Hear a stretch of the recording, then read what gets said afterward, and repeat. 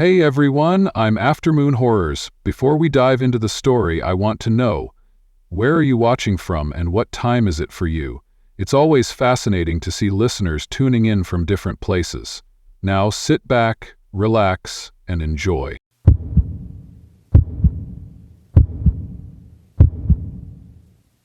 Story number 1. I'd been hauling freight for almost 20 years, and in all that time, I never truly feared the road. Not until 2011, when something happened to me out in Thunder Bay, Ontario. I've told this story to maybe 3 people in my life, and each time I felt like I was lying, even though I know exactly what I saw and what I felt. But I think it's time I tell it like it really happened. Maybe not for you, but for me. I was driving a load of machine parts from Winnipeg down to Sudbury, taking one of the lesser-used forest routes near Thunder Bay to shave off a few hours. It wasn't my first time on that road, and I usually welcomed the isolation. No cops, no traffic, just me and the engine humming like a lullaby. I had a full tank, 2 energy drinks, and a double-shot coffee in the cup holder. I felt sharp, focused. It started after the sun dipped behind the trees. I noticed headlights in my side mirror. Distant at first. I didn't think much of it. Probably another long hauler, or maybe a hunter heading back from a day in the bush. But what caught my attention wasn't just the lights. It was how fast they were coming up. Within a minute, this old boxy pickup was riding so close behind me that I could barely see its grille. It looked like a 1970S model, maybe a Chevy or a Ford, all rust and chrome. I tapped my brakes gently to signal for space, but the truck didn't slow down. It stuck to me like glue. I radioed out on the CB, half joking, "You trying to climb into my trailer, buddy?" No response. Dead air. Not even static.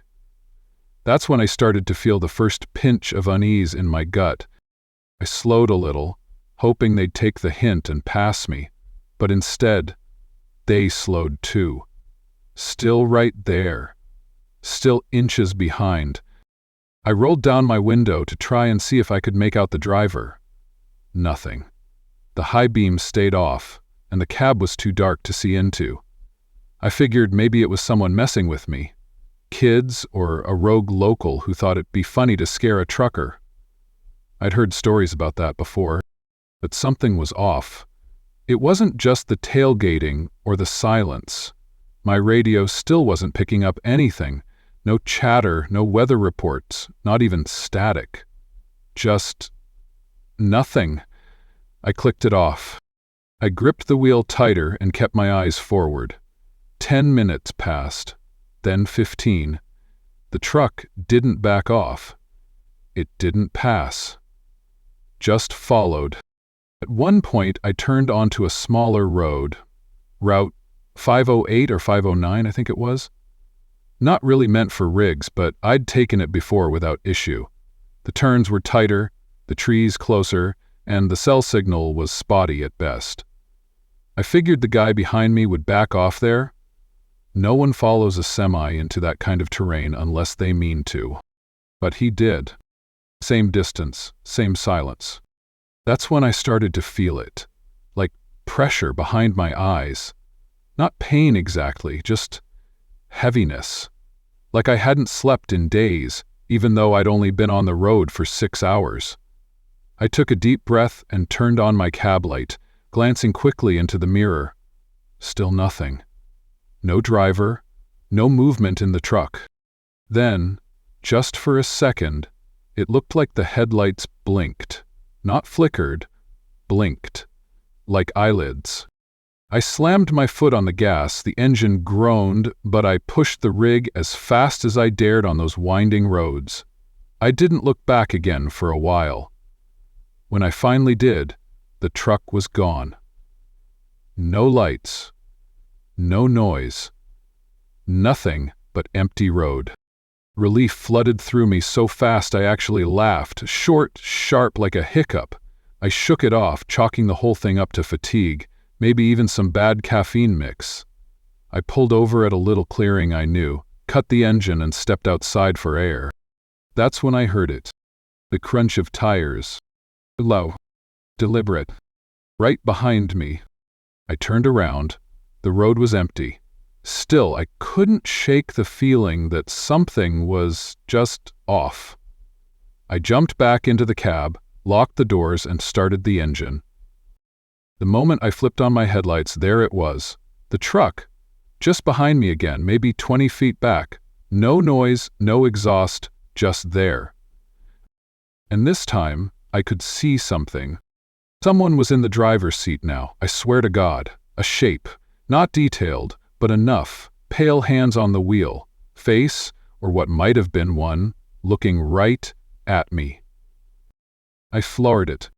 The next 20 minutes are a blur of sharp turns, desperate acceleration, and sheer terror. I couldn't lose it. Every time I looked in the mirror, it was there. Unmoving. Perfectly centered in the road. Then something clicked. I remembered reading about Clinton Road in New Jersey, the haunted truck that tailgated people, disappeared at will, harassed drivers until they crashed. I had dismissed it as internet garbage, urban legend stuff. But now, I understood. I realized it wasn't chasing me, it was hurting me. Every turn I took, every attempt to shake it, it was guiding me, pushing me deeper into the forest roads I didn't normally use. Finally, I saw it. A narrow bridge up ahead, one I didn't recognize. Steel rails on both sides, barely enough clearance for my trailer. I hit the brakes, but too late. My truck veered. The trailer jackknifed. I remember the sound, metal shrieking, tires screaming, my own voice yelling out without words. Then blackness. I woke up to paramedics pulling me out. The cab was on its side, glass everywhere, head pounding, but I was alive. They said I was lucky, that if I'd gone 2 more feet I'd have dropped 40 feet into a ravine. They asked what happened, and I told them the truth. About the truck, the tailgating, the driver with no face. They exchanged looks. You know the kind? The "this one's cracked" look? I didn't care. The cops pulled the dash cam footage a few days later, as they showed it to me. The entire tape was normal, except for the last stretch of road before the bridge. No truck, no lights. Just me, swerving, talking to myself, screaming at nothing. But I remember what I saw, what I felt. Even now, if I find myself on a lonely road at night and a pair of headlights appears behind me, too close, too quiet, I feel it again. That pressure behind the eyes. That weight, like something is watching, waiting, biting. I haven't driven that route since. I stay on highways now, where there are people, cameras, streetlights. I don't take shortcuts through the woods. I don't ignore the CB silence. And I don't trust old pickup trucks. Not anymore. Before we jump into the next story, please like the video and subscribe to the channel. We really need your love and support. It means the world to us, and you're the reason this channel keeps going. Now tell us, have you ever ignored your gut feeling and regretted it later? Let us know in the comments.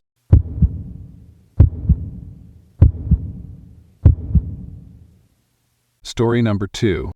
I was 16 when it happened. That winter in 1985, I had just made it onto the regional figure skating team in Sapporo. It was a dream I had since I was a little girl, gliding across the ice, spinning with precision, defying the weight of my own body with grace. My coach was strict, the hours were long, and the rink was usually freezing, but I didn't care. I loved it. I remember that night clearly, not because the sky was especially dark or the wind was especially biting. Those things didn't matter. What I remember is how quiet it was. The other skaters had gone home. My coach had called in sick. I had the rink to myself, and that felt like a gift. I could practice without being watched, judged, or rushed. I changed into my skates in the empty locker room, tied them tightly, and stepped onto the rink. The sharp scrape of blades on ice echoed in the space like whispers. I started with a few warm-up laps, then practiced a routine I'd been trying to perfect for weeks, a sequence that ended with a triple loop. I failed it the first time, and the second. On the third try, I fell hard. I sat there for a moment, rubbing my thigh where it stung, breathing into the silence. That's when I heard it. A voice. It was faint at first, like someone speaking through a wall. I thought maybe it was the maintenance crew outside, or a radio left on in the office. But then I heard it more clearly. A man's voice. Soft, low, almost whispering. "I'm home, from Clinton."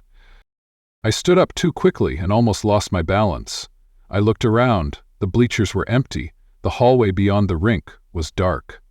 I skated toward the edge and leaned over the barrier, trying to listen. Nothing. Just silence again. I told myself I was imagining it. Maybe I hit my head when I fell, or maybe it was one of those weird auditory tricks your ears play when you're surrounded by echoing emptiness. I shook it off and returned to the center of the rink, but I couldn't concentrate anymore. I kept glancing around, expecting someone to appear. My breath started fogging up the air in short, nervous bursts. Still, I skated, because that's what I did when I was scared or angry. I skated harder. That's when something shifted. I was facing the glass wall at the far end of the rink, the one where, during competitions, the audience would sit beyond it. And I saw myself. That's not unusual, of course. The lights made the glass reflective, but something about it was off. My reflection wasn't moving in sync. It stood still, arms at its sides, while I was mid-spin. I stopped dead. My heart dropped. The girl in the glass didn't. She raised her arms slowly, like a puppet on invisible strings, and pointed at me. I remember the sensation in my chest. A tightening, a strange numbness that spread outward. I skated backward without realizing it, eyes locked with the figure that wore my face, but not my expression. There was no fear in her, just stillness. And then her lips moved. "Come home from Clinton." I turned and bolted off the ice, nearly tripping over the rubber matting with my skates still on. I sat on the bench and ripped them off with trembling hands. My mind was spinning faster than any jump I could do on the ice. Clinton? What was that? I didn't know any Clintons. I didn't even know where that was. I was a Japanese teenager who'd never left Hokkaido. I didn't tell anyone. I went home that night and said I'd stayed late to practice. My mom kissed me on the forehead like always. I barely slept. I kept seeing her face, my face, in the reflection, blank and watching. The next day I went back, because part of me didn't believe it really happened, or maybe I needed to prove that it hadn't. The rink was closed for cleaning, but I begged the manager to let me in early. I told him I had a competition coming. He waved me through. The ice was fresh and smooth, untouched. I laced up, stepped on, and skated, slowly at first. No voices, no reflection. Just me. I began to relax. I told myself it was stress, hallucinations, a mix of exhaustion and obsession. But then, midway through a spin, I felt a pull, not physical but mental, like something inside me wanted to stop. I opened my eyes mid-rotation and saw the reflection again. She was there. Not where she should be, but closer. Standing on the ice in the glass, not the stands. No skates, barefoot. Her feet should have been freezing. She didn't move this time. She just stared. Her eyes were darker than mine. Not in color, in something else. Like there was no light behind them.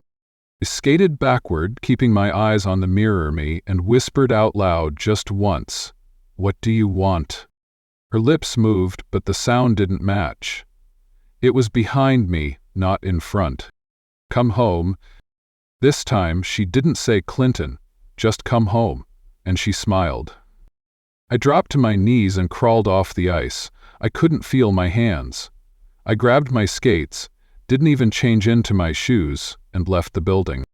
I didn't go back. 2 days later, my coach called. He said the team was asking why I'd disappeared. I told him I was sick. I stayed in bed and stared at the ceiling. At night, I started hearing her voice, not from the walls or the mirror, from inside my head. She repeated it over and over. Come home. I researched. I went to the library, borrowed old English magazines and newspapers. I asked the American exchange student at school if he knew what Clinton might mean. He said it was the name of a town in New Jersey. Clinton Road, he added, is famous for ghost stories. That hit me like a slap. I dug deeper. Found out about the ghost boy by the bridge, the truck that follows people, the girl who drowned and was said to haunt the lake. That last one made my stomach turn. A girl, about my age, who fell through the ice and was never found. My mom noticed I was quiet. I told her I was tired, but I started locking the bathroom mirror with a towel draped over it, every surface that reflected the towel gone. I didn't want to see her again, but it wasn't enough. One night, I woke up and saw frost forming on my window from the inside. My room wasn't cold. I touched the glass, and it burned my fingers. In the frost, written like breath, were 3 words. Home is waiting. That was the final straw. I told my mom I needed to quit skating. She didn't argue.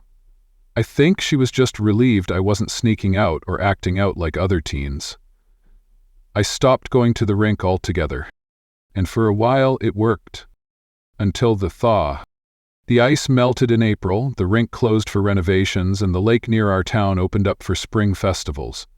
I hadn't thought about the incident in weeks. I felt almost normal. Then they found her. Or rather, they found something. During a routine check of the frozen lake's bottom, divers found a girl's body, but no one recognized her. She wore clothes from decades ago. Her face was pale, swollen, but her features were preserved, enough to identify her as foreign, possibly American. A silver coin was found clutched in her hand. The authorities labeled it a cold case. No matching reports, no missing person that fit the age or description. But I knew. She wasn't a girl from here.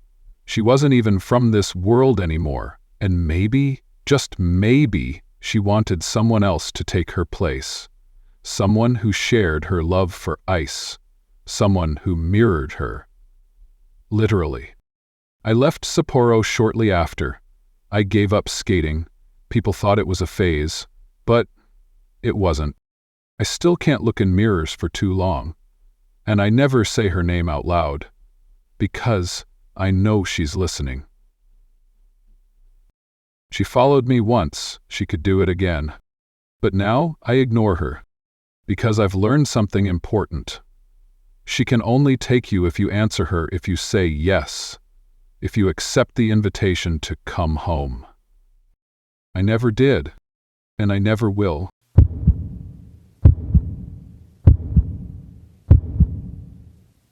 Story number 3.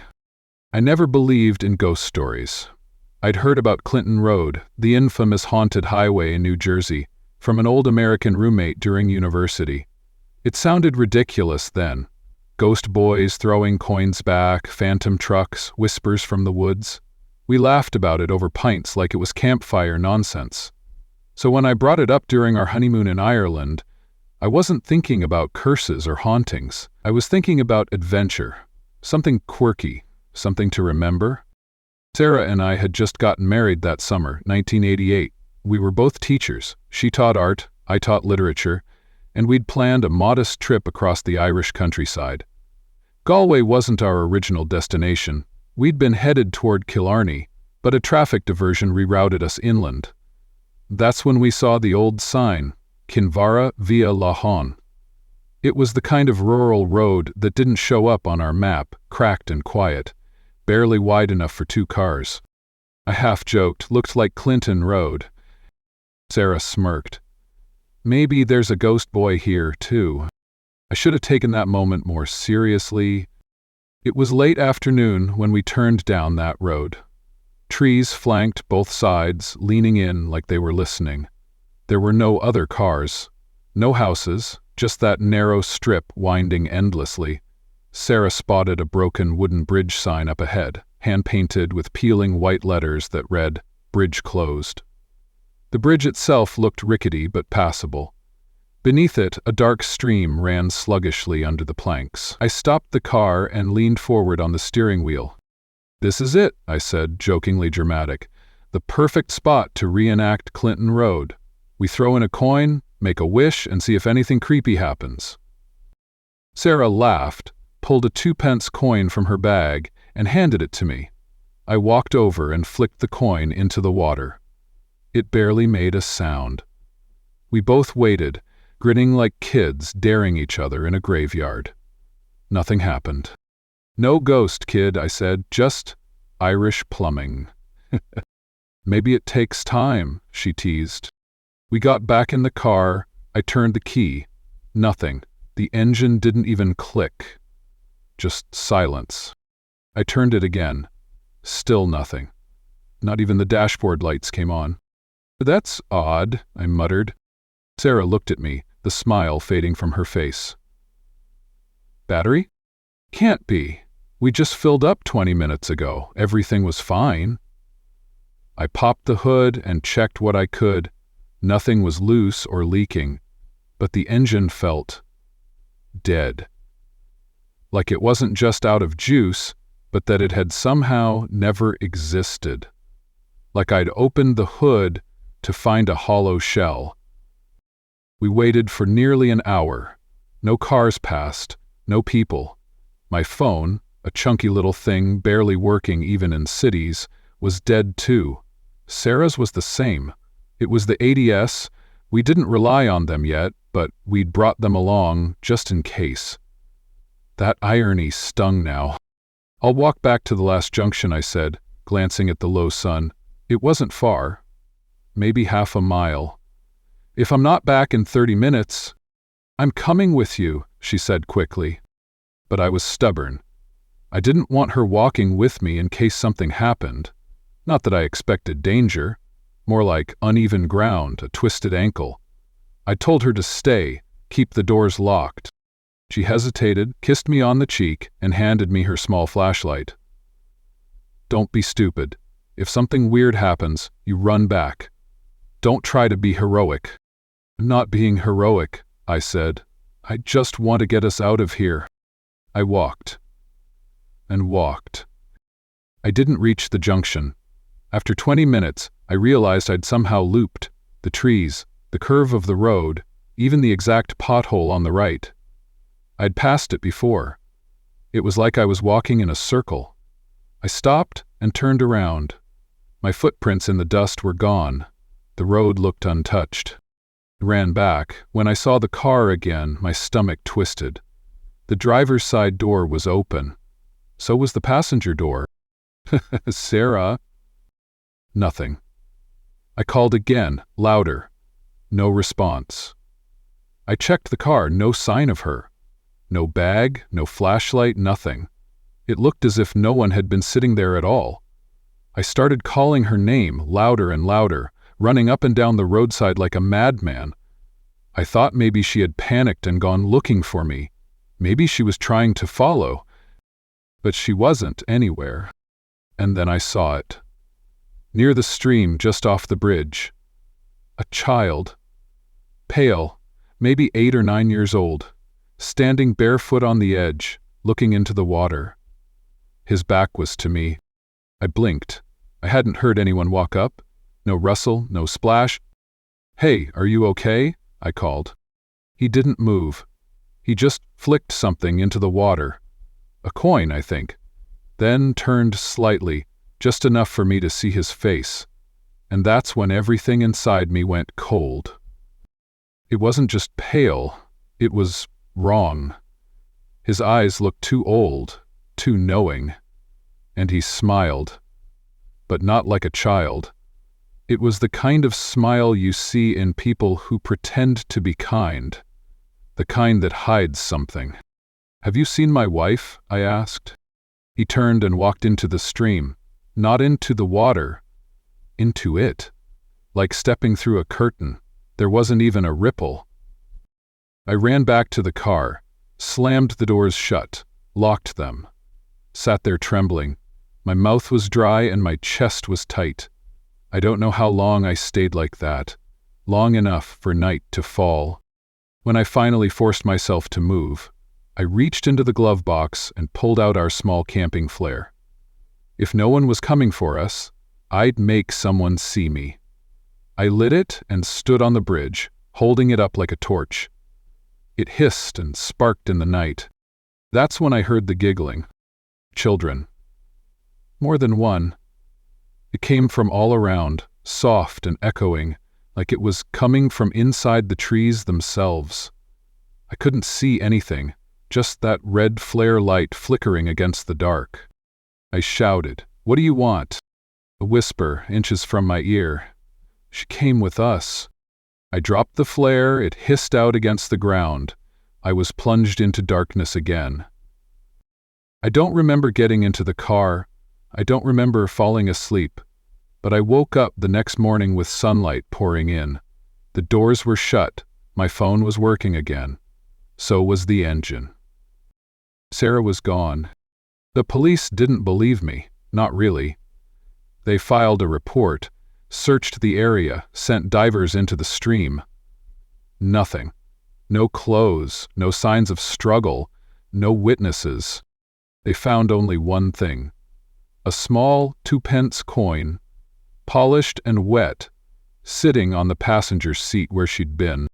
Their parents thought I'd lost it, that I had a breakdown or something worse. I got sympathy, then suspicion, then silence. My family treated me like I was unstable. I tried telling a few people about the boy, the bridge, the looping road. No one believed me, not even close friends. A year later, I returned to that road, not to find her, I knew better by then, but to see if it was still real, if it had really happened. The bridge was gone, like it had never existed. The road didn't even go that far anymore. It just ended at a grassy field. No trees. No stream. Nothing. I didn't see the boy again, but sometimes, late at night, I hear coins hitting water in my dreams, or whispers from children I never see. I still have the coin they left me. I keep it in a box on my shelf, untouched. I've thought about throwing it away, but part of me thinks, what if it's the only way she knows how to find her way back? I've never told anyone the whole story before, not like this, and maybe it still sounds made up, but I know what I saw. I know what happened to her. And I know this much. Benton Road isn't just in New Jersey, it's anywhere you invite it. All it needs is a coin, a wish, and the wrong kind of curiosity. I made that mistake, and I paid for it with the only person I ever truly loved.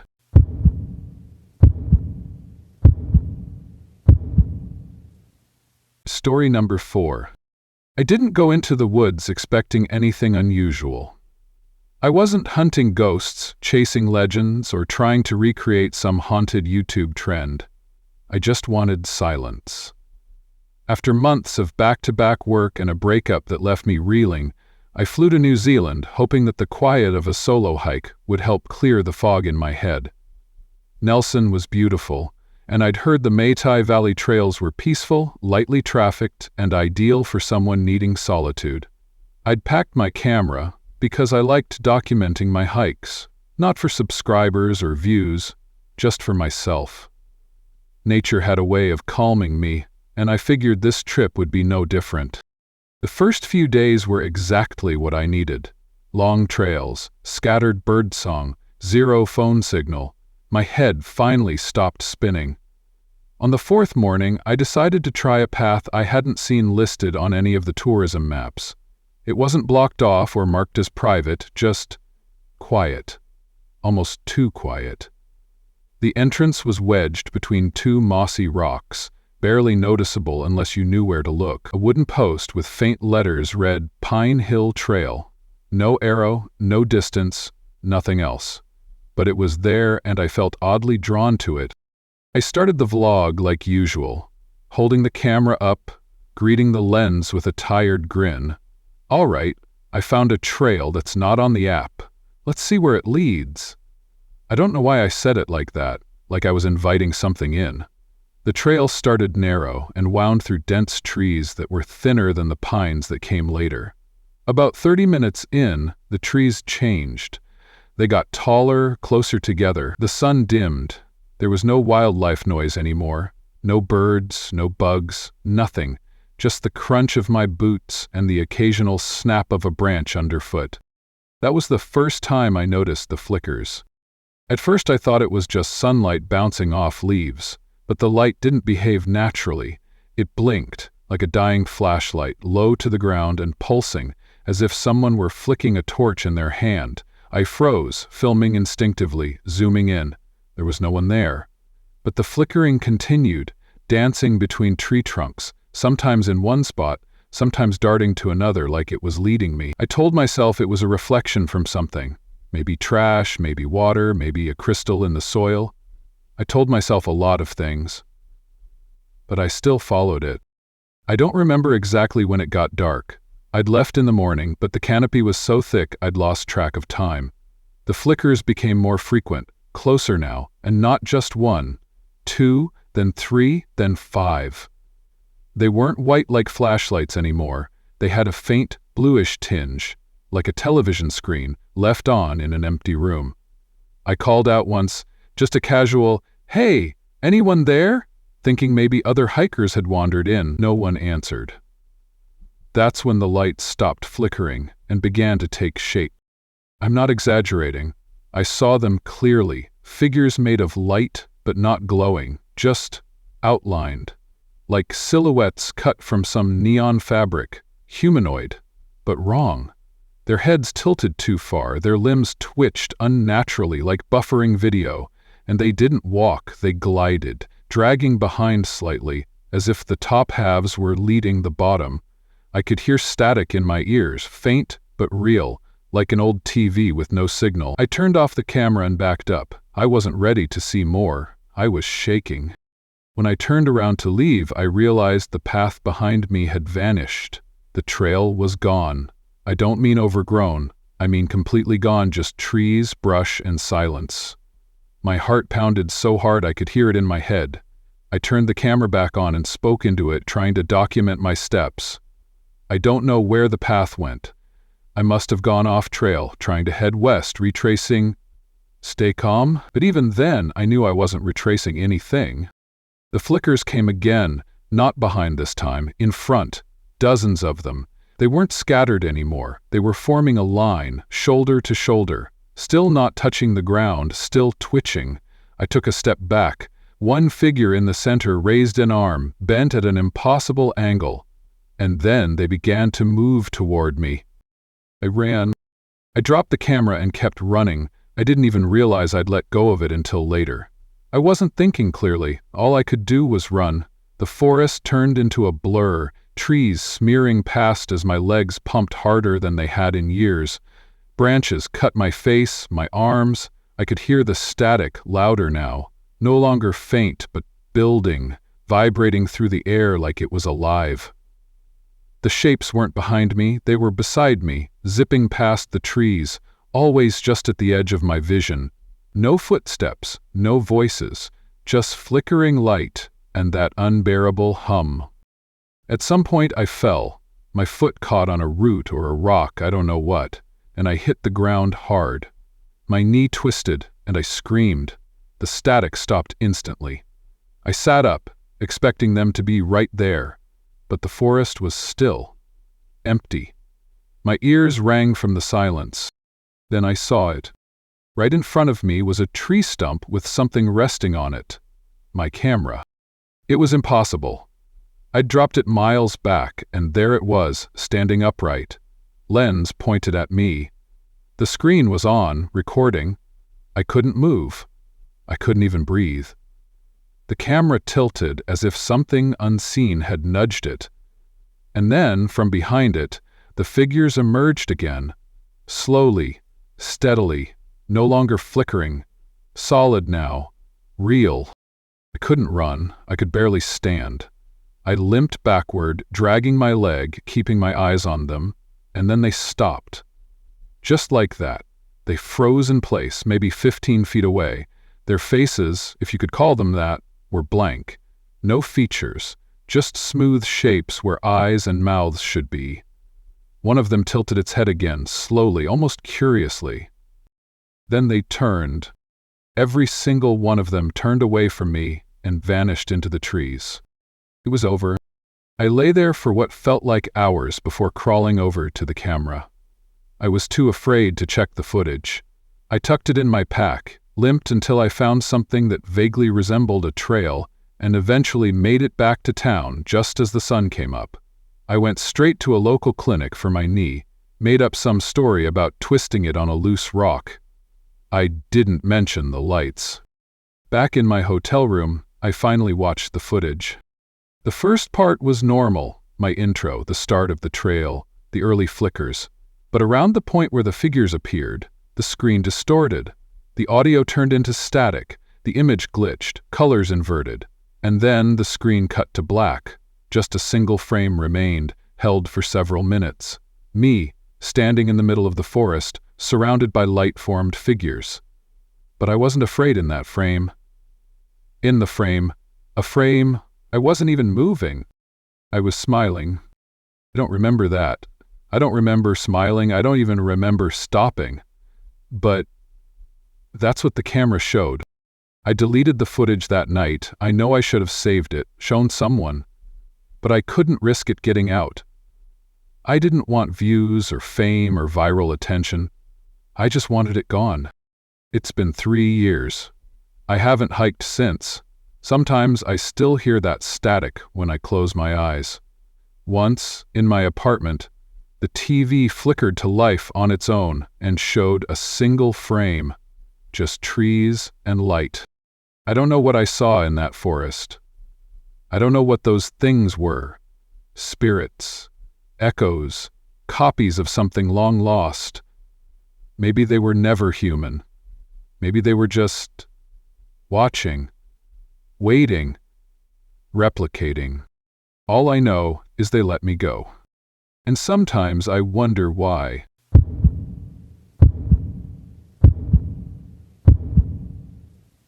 Story number 5. I wasn't planning to film that day. I had been documenting roads around the world that were rumored to be haunted. A passion project, really. But by the time I reached Anchorage, I was exhausted. I'd been driving through Canada for 2 straight weeks, barely sleeping in more than rest stops and cheap motels. When I crossed into Alaska, I told myself I'd take a break. No more filming, no more checking the dashcam footage at 3 a.m., hoping to catch a flicker of something unnatural. But then I met Cassie, another traveler at a diner off Seward Highway. She had this way of speaking that felt more like a warning wrapped in curiosity. She asked me if I'd ever heard of the loop stretch near Eagle River. I hadn't. She said, "If you're documenting haunted roads, you can't skip that one. It's not famous, but it should be. Locals don't talk about it, but truckers won't drive that route after dark." That night, I couldn't sleep. It wasn't just the greasy food churning in my stomach or the tightness in my chest I sometimes get when I'm on the road too long.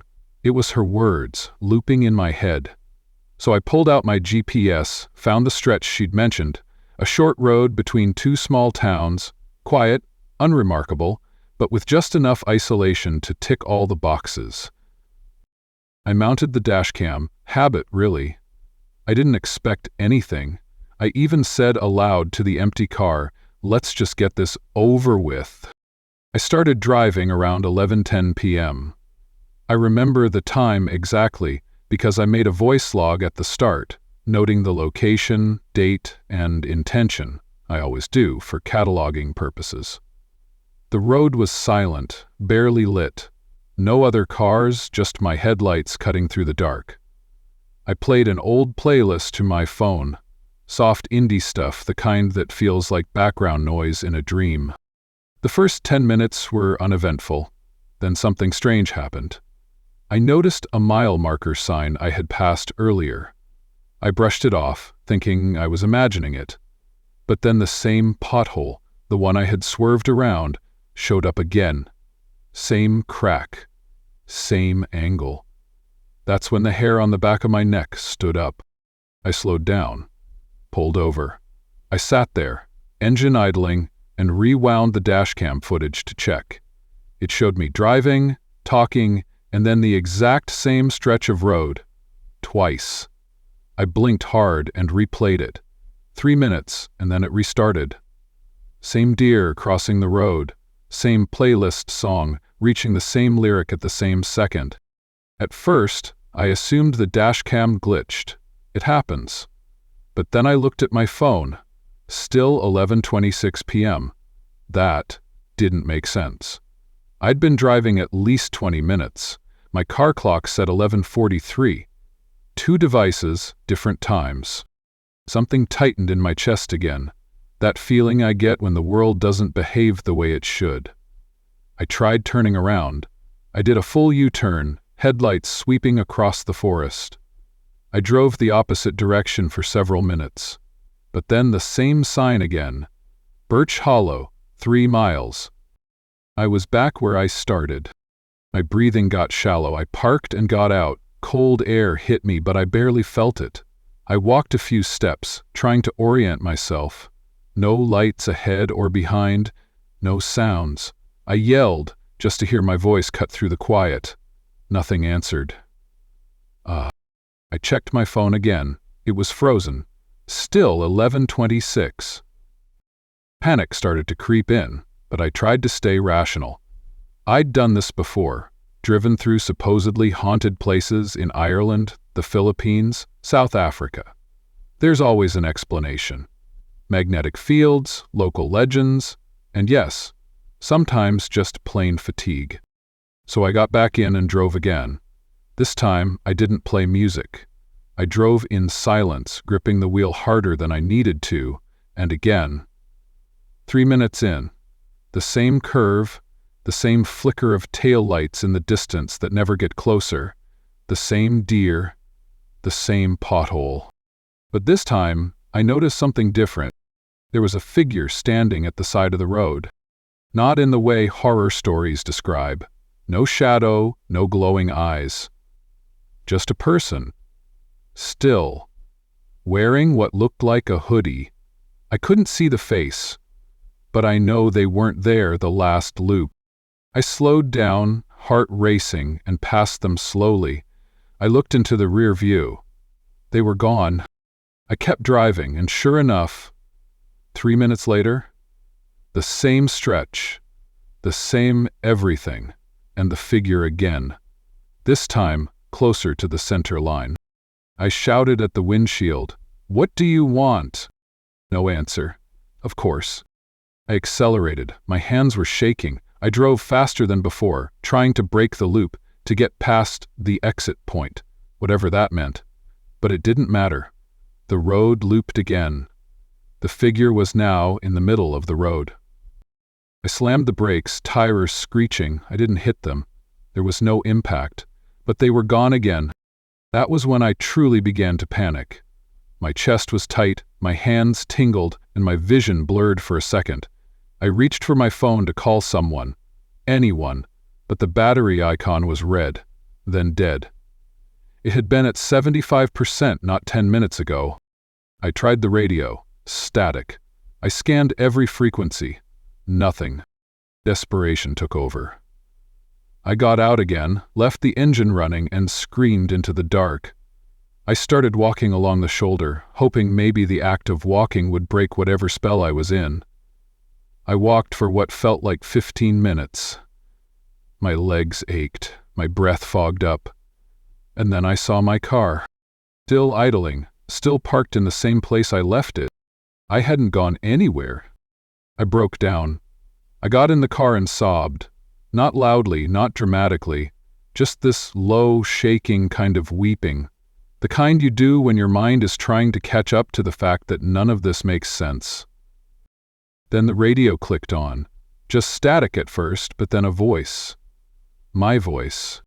Counting road loop phenomena, starting at 11:10 p.m., dash cam running. It was my log from the start of the drive. And then it looped. Yeah, again.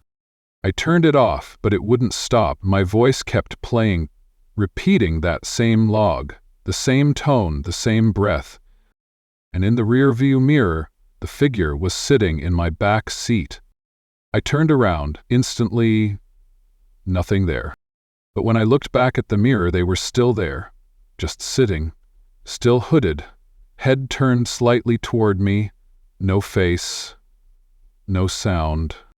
I don't remember much after that. I remember screaming. I remember trying to drive with my eyes off the mirror, too scared to look. I remember the sensation of driving fast, swerving around turns, shouting over and over, "Let me out." I must have passed out at some point. Maybe from fear, maybe from exhaustion. When I came to, it was daylight, bright, mid-morning sun. My car was parked off the highway, a good mile from the road I thought I'd been on. My phone was dead, my dashcam was fried, completely non-functional, but the SD card was still inside. I took it out, and later, in a motel room, I reviewed the footage. 3 minutes. Repeating. 17 times. The same loop. But on the 17th loop, something had changed. Just once. As the car rounded the curve near the pothole, a voice, "Not mine," whispered from the back seat. "You're almost free." That was the last loop. After that, the footage cuts to static. I stayed in Anchorage for a few more days. I didn't leave my motel room. I barely ate. I told myself it was exhaustion, dehydration, altitude, nerves. I even went to a walk-in clinic. The nurse checked my vitals, said I was fine. But she looked at me like I wasn't. Before I left town, I drove by the diner where I'd met Cassie. I asked the waitress if she knew her. Blonde hair, thick accent, leather jacket. Hard to miss. She said, "No one by that name works here. And we haven't had travelers in days." I never found that road again. GPS coordinates from my log don't lead to a drivable route, just dense forest. But I kept the SD card. I keep it in a box with a few other mementos from my travels. I haven't watched it again. I don't need to, because every now and then, when I'm driving alone, my car radio clicks on, just static. And then I hear my own voice say, "Anchorage, Alaska. Documenting road loop phenomena. Starting at 11:10 p.m.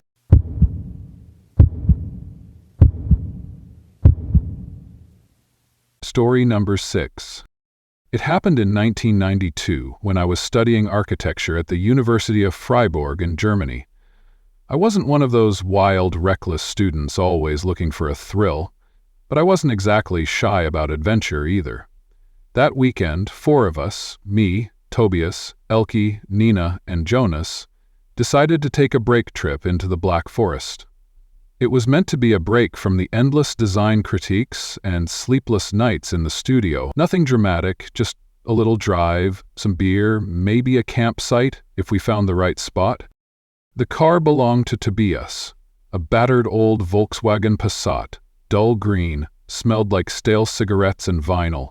It made more noise than any machine its size should, but it ran. I sat in the back with Nina, while Elke took the front passenger seat and Jonas, as always, manned the cassette player. We drove past the university and then deeper into winding roads that cut through thick forest. No real plan, just escape. We'd been on the road for maybe 2 hours, laughing, joking, arguing over music. Everything felt normal, the kind of normal you don't realize you'll miss until it's gone. We stopped once for snacks, and I remember Nina making a joke about ghost stories. She said something about Clinton Road in New Jersey. Jonas knew about it somehow. Apparently it's this haunted road in the States. People talk about phantom trucks, kids who throw back coins, all that stuff. It felt stupid at the time. Foreign. About 30 minutes later, we came across this smaller road, almost hidden. It branched off the main one like an afterthought. Barely paved, swallowed by trees. Tobias wanted to take it, just to see where it goes. I remember Elke hesitated. She said she felt off, not scared exactly, just not right. Jonas rolled his eyes, and Tobias was already turning the wheel before anyone really agreed. I didn't say anything. I wish I had. There was no signage, nothing to indicate where we were, just trees, dense, tall trees. The road narrowed and dipped slightly, and Tobias slowed the car. That's when the taped player went silent. Jonas tapped it, hit eject, shoved the tape back in, but nothing. Not static, not a pop, just nothing. The air in the car changed. You know how silence can feel loud? That's what it was. And then Elke said, "Do you see that?" We all looked. About 20 meters ahead, standing just at the edge of the road, was a child, a small figure, motionless, facing the forest. Pale clothes, not moving, not reacting, just standing. Tobias hit the brakes and the car skidded slightly. We all sat frozen, just staring. Nina whispered, "What the hell is a kid doing out here?" Jonas said, "Maybe he's lost." But no one got out. We just watched. And then, God, I remember this so clearly, the child turned around. Slowly. I couldn't see his face fully from the back seat, but his head moved too far, like his neck twisted past where it should have. Stopped. Then he stepped into the road. Tobias swerved hard. The car jerked violently, and I felt my shoulder slam into the door. Tires screamed, metal scraped. We went off the road. I remembered the weightlessness, the crunch of the earth, glass exploding, then darkness. I don't know how long I was out. When I opened my eyes, everything was sideways. My head throbbed. I could smell gasoline, blood, something burning. I pulled myself up and looked around. Nina was next to me. Her head had hit the window. She wasn't breathing. I don't think I even screamed. It was like my body wouldn't let me. I crawled over her, out of the shattered door, onto the forest floor. I called out, "Tobias! Jonas! Elke!" But nothing. It took me maybe 20 minutes to find Tobias. He was alive. His arm was broken badly, bent at a sickening angle, and his head was bleeding. But he was conscious. Wide-eyed, breathing, confused. He kept asking where we were, what had happened. I told him about the crash. I told him about the kid. He stared at me like I was speaking another language. "The kid?" he said. "What kid?" I thought he was in shock. I tried to remind him, detail by detail. He just shook his head. Said he didn't remember leaving the highway. Said he remembered driving, then waking up next to a tree. Jonas was found a few meters from the car. He'd been thrown through the windshield. He was gone. Elke, too. She'd landed on a sharp rock, neck snapped instantly. Emergency services arrived an hour later, called in by a couple who saw the smoke from the road.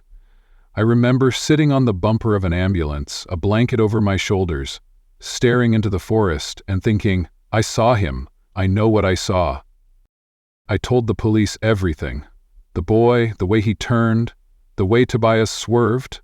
They nodded, made notes, but I could tell they didn't believe me. Tobias's version didn't help. He claimed he fell asleep at the wheel, said we must have veered off because he wasn't paying attention. Medical tests didn't show anything unusual. No drugs, no alcohol, no neurological issues. Just shock. But what really messed with me was this. Tobias forgot everything, not just the crash. Everything from the moment we left the highway. That whole day, gone. He didn't remember the side road, the forest, the cassette player dying. Nothing. When I visited him in the hospital, he looked at me like I was trying to rewrite reality. A few weeks later, I did some research. I wanted to know if anyone else had ever seen that boy, if maybe I had hallucinated something buried deep in my subconscious. I didn't find much, but in an old archive at the university library, I found a translated article, originally American, about Clinton Road. In it, someone described a ghost boy who appears near a bridge, sometimes walking out into traffic, causing accident. He supposedly died decades ago, hit by a car while retrieving a coin. I know it sounds absurd. This is Germany, not New Jersey. But what if places like Clinton Road echo? What if they leak? What if something crossed over? I didn't go to the funerals. I couldn't. I started skipping class. Eventually, I dropped out. The university understood. There was press, an investigation, trauma counseling. I moved back to my parents' place for a while. They tried to help, but I wasn't talking. How do you explain something like that? Years passed. I rebuilt, slowly, got into digital design, made a life. But I never forgot. Never stopped seeing that child, that impossible twist of his neck, that stillness before everything shattered. I haven't driven on a forest road since. I can't listen to cassette tapes. Every now and then I wake up gasping, convinced I'm still in that car, still waiting for the impact. And here's the part I've never told anyone, not even therapists, not even close friends. A year after the crash, I received a small envelope in the mail. No return address. Inside was a photograph, old, black and white, cracked with age. It showed a group of boys in front of what looked like an American schoolhouse. On the back, in faint handwriting, Clinton, 1959. One of the boys was standing a little apart from the others, pale clothes, hands by his side, head slightly tilted. It was him, no doubt in my mind. I burned the photo that night. I shouldn't have, maybe, but I needed it gone. Whatever that boy was, wherever he came from, he saw me. And I think somehow I saw him, because I was never supposed to survive. Maybe he made a mistake. Maybe Tobias was supposed to die instead. I don't know. But if I ever see him again, I won't wait for him to turn. I'll run.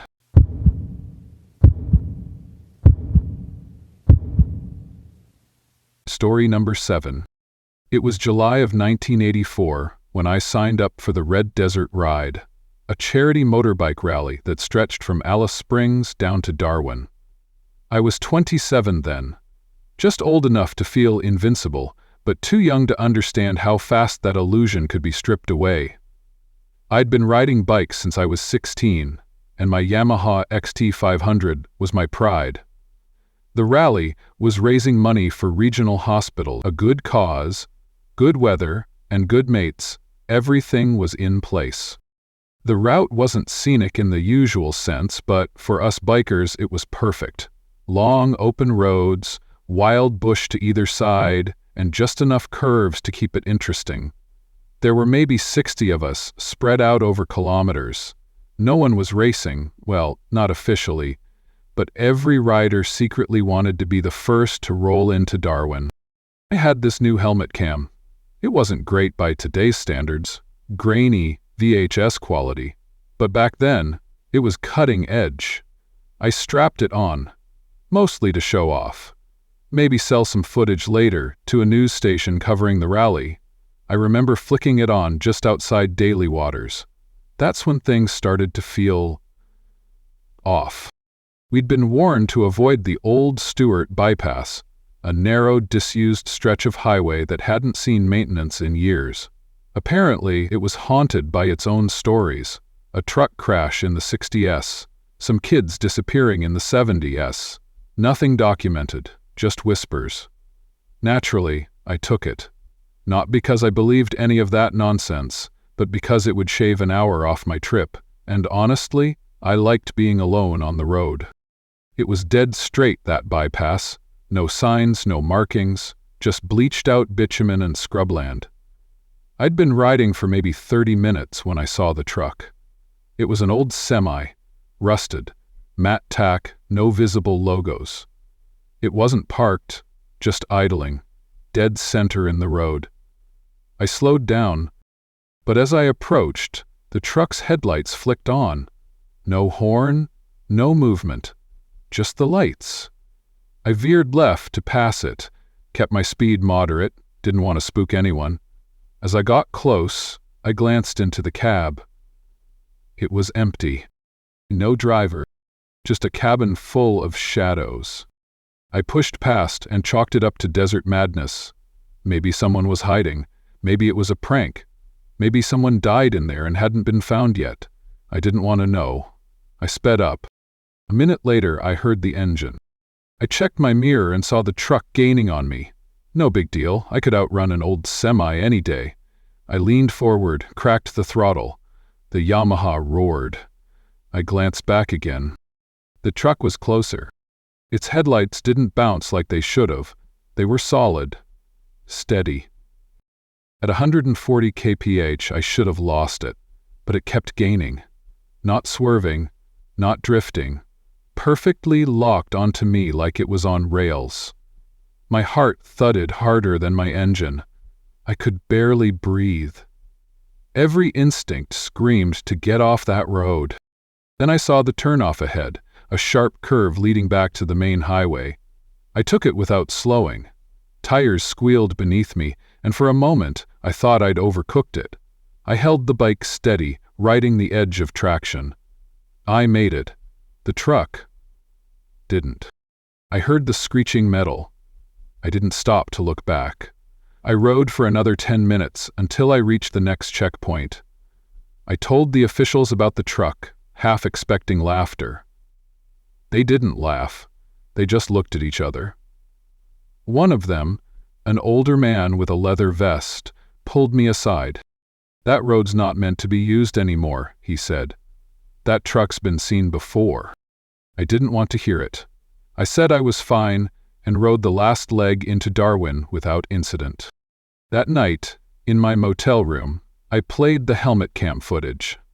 I wanted proof, either of the truck or that I was losing it. The video was strange. It started normal, me talking into the mic, revving the engine, flipping the visor down. But when I got to the bypass stretch, the footage flickered. There were skips in the video, frames missing.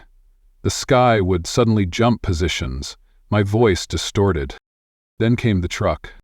It was there, just like I'd seen it. Only the cam didn't catch me passing it. The footage froze, then cut to me already beyond the truck. No visual of the cabin, just static. The chase part didn't make sense. The footage showed me riding, but the background didn't move. It was like I was stationary, with the landscape repeating itself. I should have been flying down the road, but the shadows under my bike stayed the same. The truck never appeared in the video at all. Only the sound of an engine, deep and guttural, growing louder. Then there was one frame, just one, where everything went red, like the camera lens had filled with blood. A single handprint appeared, pressed against the visor. 5 fingers, pale white, fingers long and misshapen. The skin looked wrong, burned maybe, as if someone had grabbed the camera with flesh too damaged to function.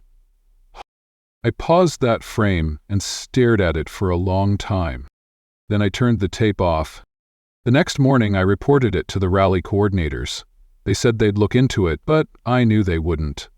This wasn't something they wanted tied to their event. Bad press. Bad omen. I thought that was the end of it. I thought maybe I'd had some kind of heat stroke or hallucination. I tried to bury it, forget about it. But then, 3 days later, I got a call.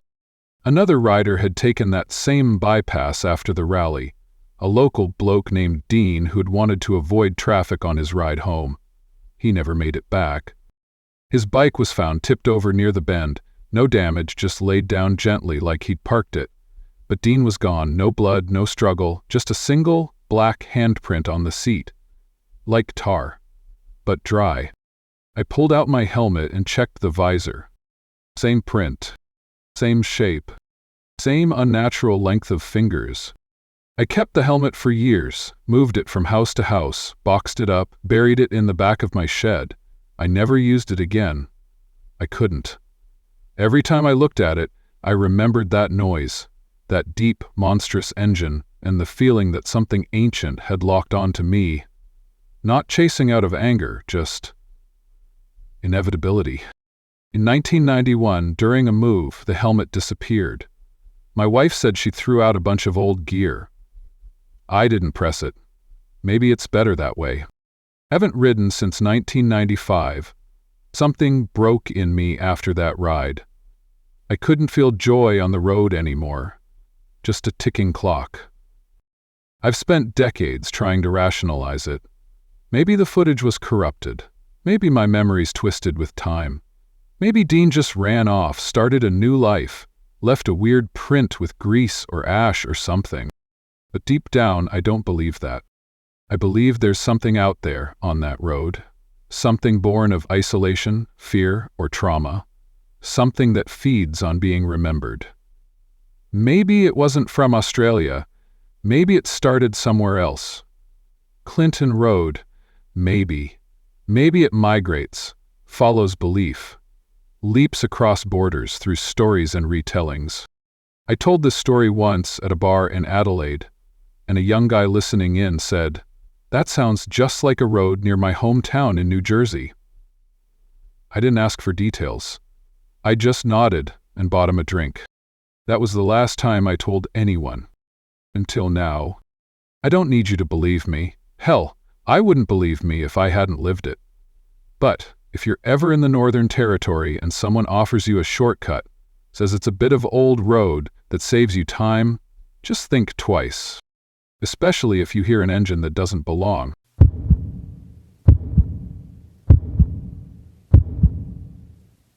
Story number 8.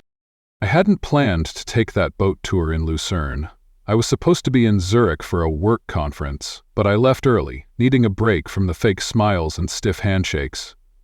I don't know why I picked Lucerne out of all places. Maybe it was the way someone mentioned the lake in passing, or maybe I just wanted to be near water.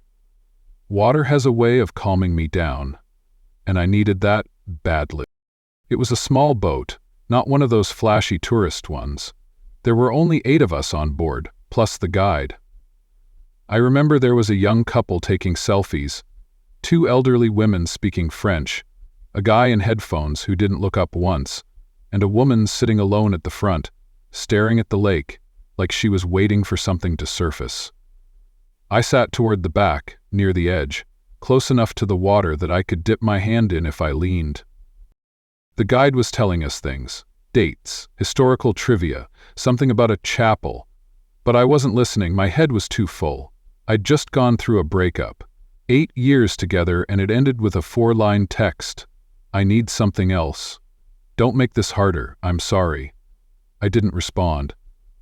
What could I have said? It was around the middle of the tour when I first heard it. Toss the coin. I didn't react at first. I thought it was part of the audio guide playing through someone's headphones, or maybe the guide telling a local legend. But when I looked around, no one else flinched. No one else even turned their heads. The French women were still chattering softly, the couple laughing, the guy with headphones bobbing his head. I glanced at the guide. He was pointing at a distant church tower and talking as if nothing had happened. Then I heard it again. Toss the coin. Closer this time, like someone had whispered it right next to my ear. I turned sharply, heart thudding, but there was no one behind me. I looked at the water, half expecting to see something rise out of it, but there was only the quiet ripple of the boat's movement. I tried to shake it off. Maybe I was just overtired. Jet lag, stress, lack of sleep. It could have been anything. I rubbed my temples, breathed deeply, and told myself to relax. Still, I found myself digging through my coat pocket. And there it was, a single Swiss franc. I don't remember putting it there. I don't even remember carrying cash on this trip. I held it between my fingers for a moment, rolling it against my thumb, and for a reason I can't explain, I felt like I needed to keep it. Not for good luck or anything sentimental, just a quiet instinct that it mattered. I slipped it back into my pocket. The rest of the boat ride passed in a blur. I got off first, half walking, half spedding toward the dock, suddenly anxious to get away from everyone. As I walked back toward my hotel, I kept checking my surroundings, unsure what I was even looking for. I didn't sleep that night. I just lay there, fully clothed, staring at the ceiling, listening to the faint hum of traffic outside, and wondering if I'd imagined the voice. The next day, I felt drawn to the cliffside road just outside Lucerne. There's a narrow path that winds above the lake, mostly used by hikers and cyclists. It's quiet, isolated, and dangerous if you're not careful. I didn't plan to go up there, but after breakfast, I found myself walking in that direction, like something was pulling me. Halfway up the trail, I felt it again, that heavy pressure in my chest, like I was being watched. I paused, turned around, and of course no one was there. But the feeling didn't leave. In fact, it grew stronger the higher I climbed. Near the top, I saw her. The same woman from the boat, the one who sat alone. She was standing close to the edge, arms limp at her sides, just staring down at the water below. I hesitated. I didn't want to startle her. "Hey," I said quietly, "are you okay?" She didn't turn around, didn't move at all. "I saw you yesterday, on the boat." Still no response. I took a few steps closer, carefully. "You heard it too, didn't you?" At that, she finally moved. Just slightly. Her head tilted, just enough that I could see part of her profile. Her lips were moving. "What did it say to you?" I asked. She turned to face me fully then, and I stopped breathing. Her eyes were wide and glassy, but dry. No tears. Her face was calm, too calm, like someone in a trance. She looked at me and said, "He's waiting." "Who?" But she didn't answer. Instead, she reached into her coat pocket and held something out to me. A coin, same as mine, a single franc. She opened her hand and let it drop. I didn't move. I just watched as the coin fell, spinning in the air, catching the sunlight once before vanishing into the water below. Then she stepped off the edge. I don't know how long I stood there. I couldn't scream. I couldn't even cry. It was like my body shut down. Eventually, I scrambled down the path to get help, but by the time authorities arrived, it was too late. They recovered her body hours later. No signs of struggle, no injuries beyond the fall. She left behind a note in her hotel room. It was only 5 words. He caught it. "I'm free." That night, I stared at the coin in my own pocket for what felt like hours. I thought about throwing it. I thought about walking to the edge and doing the same thing. Not because I wanted to die. I didn't. But because I felt like I was supposed to, like something was inviting me, luring me toward it with invisible strings. But I didn't go. Instead, I packed up and left Lucerne the next morning. I flew back home, went straight to my apartment, and put the coin in a sealed envelope. I locked it inside my safe. I thought that would be enough. I thought I could move on. But a few weeks later, I heard it again. In my sleep. In the shower. On the bus. Just once. Each time. Whispered, soft, persuasive. Toss the coin. I tried to get rid of it. I mailed it to a friend, but the envelope came back. I threw it into a public trash bin, but the next morning, it was on my nightstand. I even tried melting it, don't ask how, but when I opened the pot, it was gone. I found it back in the safe, untouched. I stopped talking to people. I lost my job. I barely ate.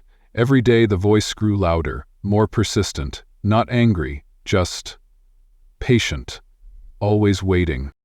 I started seeing things out of the corner of my eye. A silhouette on the balcony, even though I live on the 11th floor. A shadow standing at the end of the hallway. Once, I woke up to find the coin on my chest. I finally broke down and booked therapy. My therapist thought it was grief, mixed with stress-induced hallucinations. I nodded, said I'd try medication, but I didn't take it. How could a pill fix something like this? I went back to Lucerne last month. Not for closure, I didn't believe in that anymore. I went because I needed to know. Who was he? Why the coin? Why me? I took the same boat tour. Same path. Same cliff. I waited at the edge for hours. I held the coin in my hand, the metal warm from my grip. My fingers ached from clutching it so tightly. Then I heard the voice again. Clear. Close, not a whisper this time. Cat hers, he waits for yours. I dropped the coin. Nothing happened at first. Just the distant plunk of metal hitting water. But I felt something loosen inside me.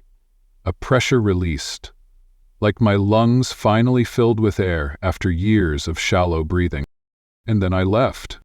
I didn't look back. I didn't speak to anyone on the way down. I flew home the next day. It's been 4 weeks now. The voice is gone. The nightmares have stopped. I sleep. I eat. I've even started painting again. The coin never came back. I sometimes wonder what would have happened if I hadn't tossed it. I think I was never meant to keep it. I think it was always about the choice. You toss it or it keeps calling.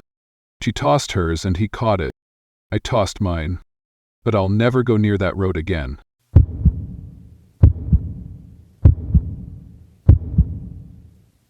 Story number 9. I was 17 when it happened. Too old to be called a kid, too young to know how deep a mistake could go. I had just gotten my first proper camera, not a phone, but a Canon I'd saved up for through tutoring and birthday gifts. My obsession back then was filming pranks and little urban legend stories around my city, Puebla. The internet was just beginning to swallow everyone whole, and I thought maybe I could ride that wave and turn my videos into something bigger. I never thought a story could become too real, or that it could take someone. My cousin Daniela was the one who told me about the bridge. We were in my room watching some old Clinton Road ghost story on YouTube. A grainy video where some guy throws a coin off a bridge and swears a ghost boy tosses it back. We laughed at it, called it stupid. But then Danny, sitting cross-legged on my bed with a half-eaten bag of Takis, said, "There's a bridge like that near Cholula. People say they see kids there, lining the sides at night, eyes all white or missing." I snorted. "That's ridiculous." "No, seriously," she said. "My friend from school, her uncle drove through it at night and saw kids just standing there. Like, on both sides. Like they were waiting for something." I didn't believe it. But the next day we decided to go, not because we believed the story, but because it would make a good video. My idea was to mimic the Clinton Road story but with our own twist, film ourselves throwing a coin, add some sound effects in post, maybe splice in creepy kid photos, fake the hell out of it. People would eat it up. It wasn't far. The bridge was tucked away behind some construction site, the kind of place that looked like it had been abandoned mid-projector. A concrete overpass, narrow and cracked, with no rails. It was stupid to walk it, even in daylight, but we did. There was graffiti everywhere. Nothing creepy, just regular teenage nonsense and gang tags.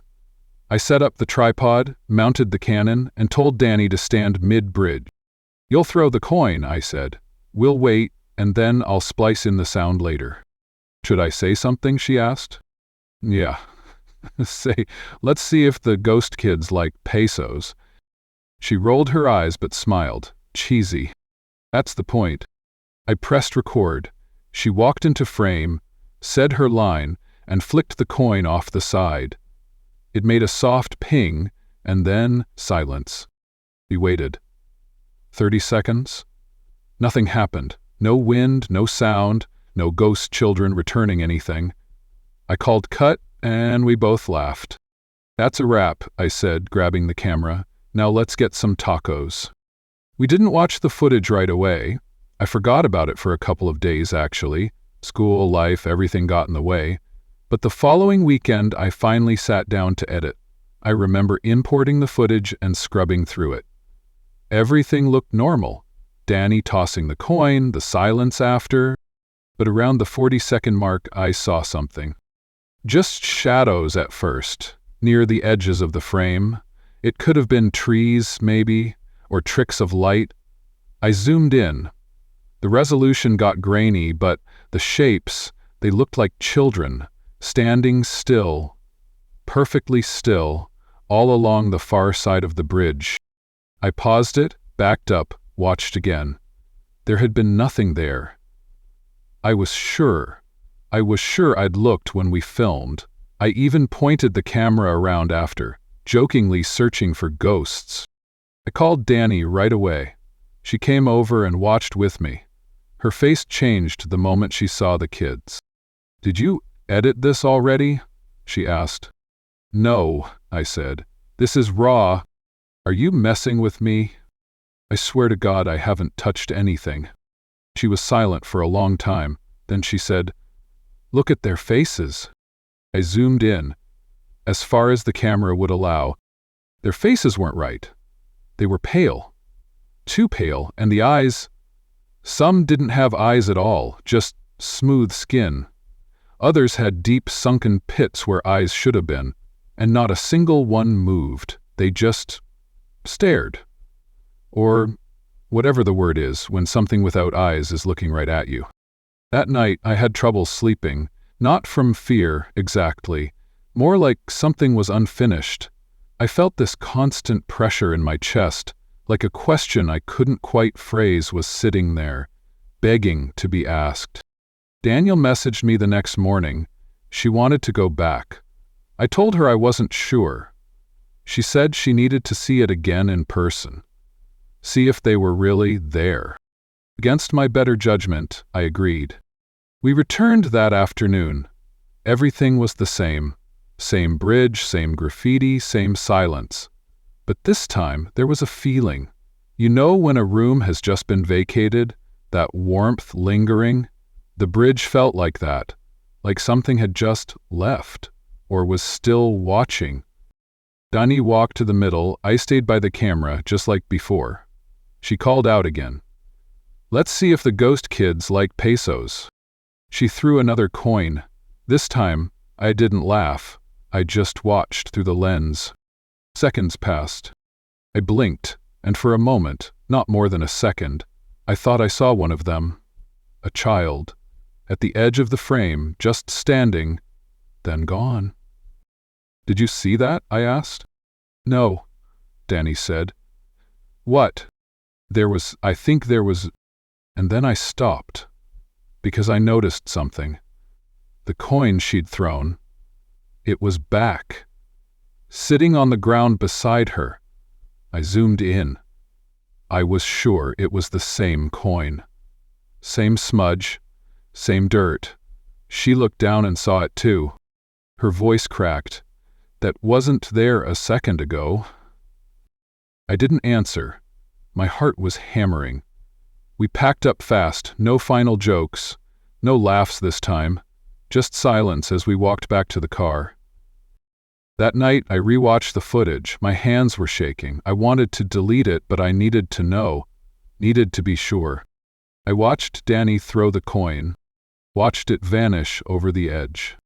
Then, frame by frame, I saw it. The children, appearing slowly, like they'd been pulled from static.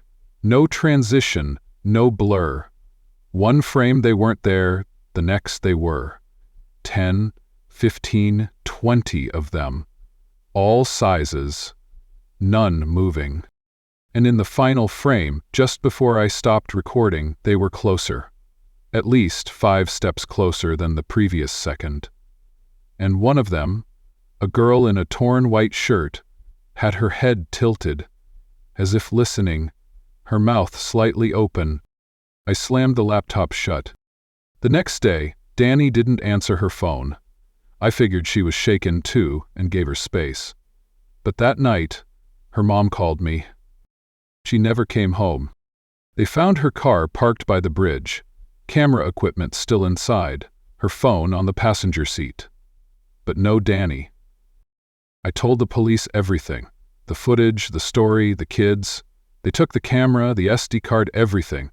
But when they called me in for follow-up, they said the footage was corrupted. Nothing but static and white noise, like it had never been recorded properly. They didn't believe me. I became the weird cousin who couldn't let go, the kid who made up stories. Her mom couldn't even look at me after a while. I was the last one to see her, the last voice on the video. Months passed. I stopped filming, stopped everything. I moved to Mexico City to study and tried to forget. But a year later I got an envelope. No return address. Inside was a single photo, printed from a low-resolution camera. Blurry and underexposed, but clear enough. It was a still from my original video. And in it, just visible behind Danny, was the same girl in the torn shirt. Only this time, she was closer, smiling. And Danny? She was staring off frame, her mouth open, like she was about to say something. On the back of the photo, written in faint pencil, were 3 words. She heard them. I burned the photo. I never told anyone, never went back. I don't tell this story to scare people. I tell it because I need it out.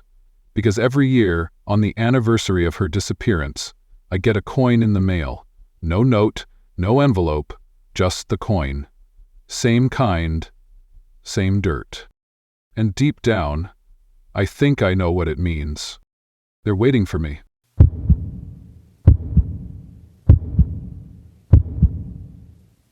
Story number 10. I've been a postman in Malmo for over 13 years.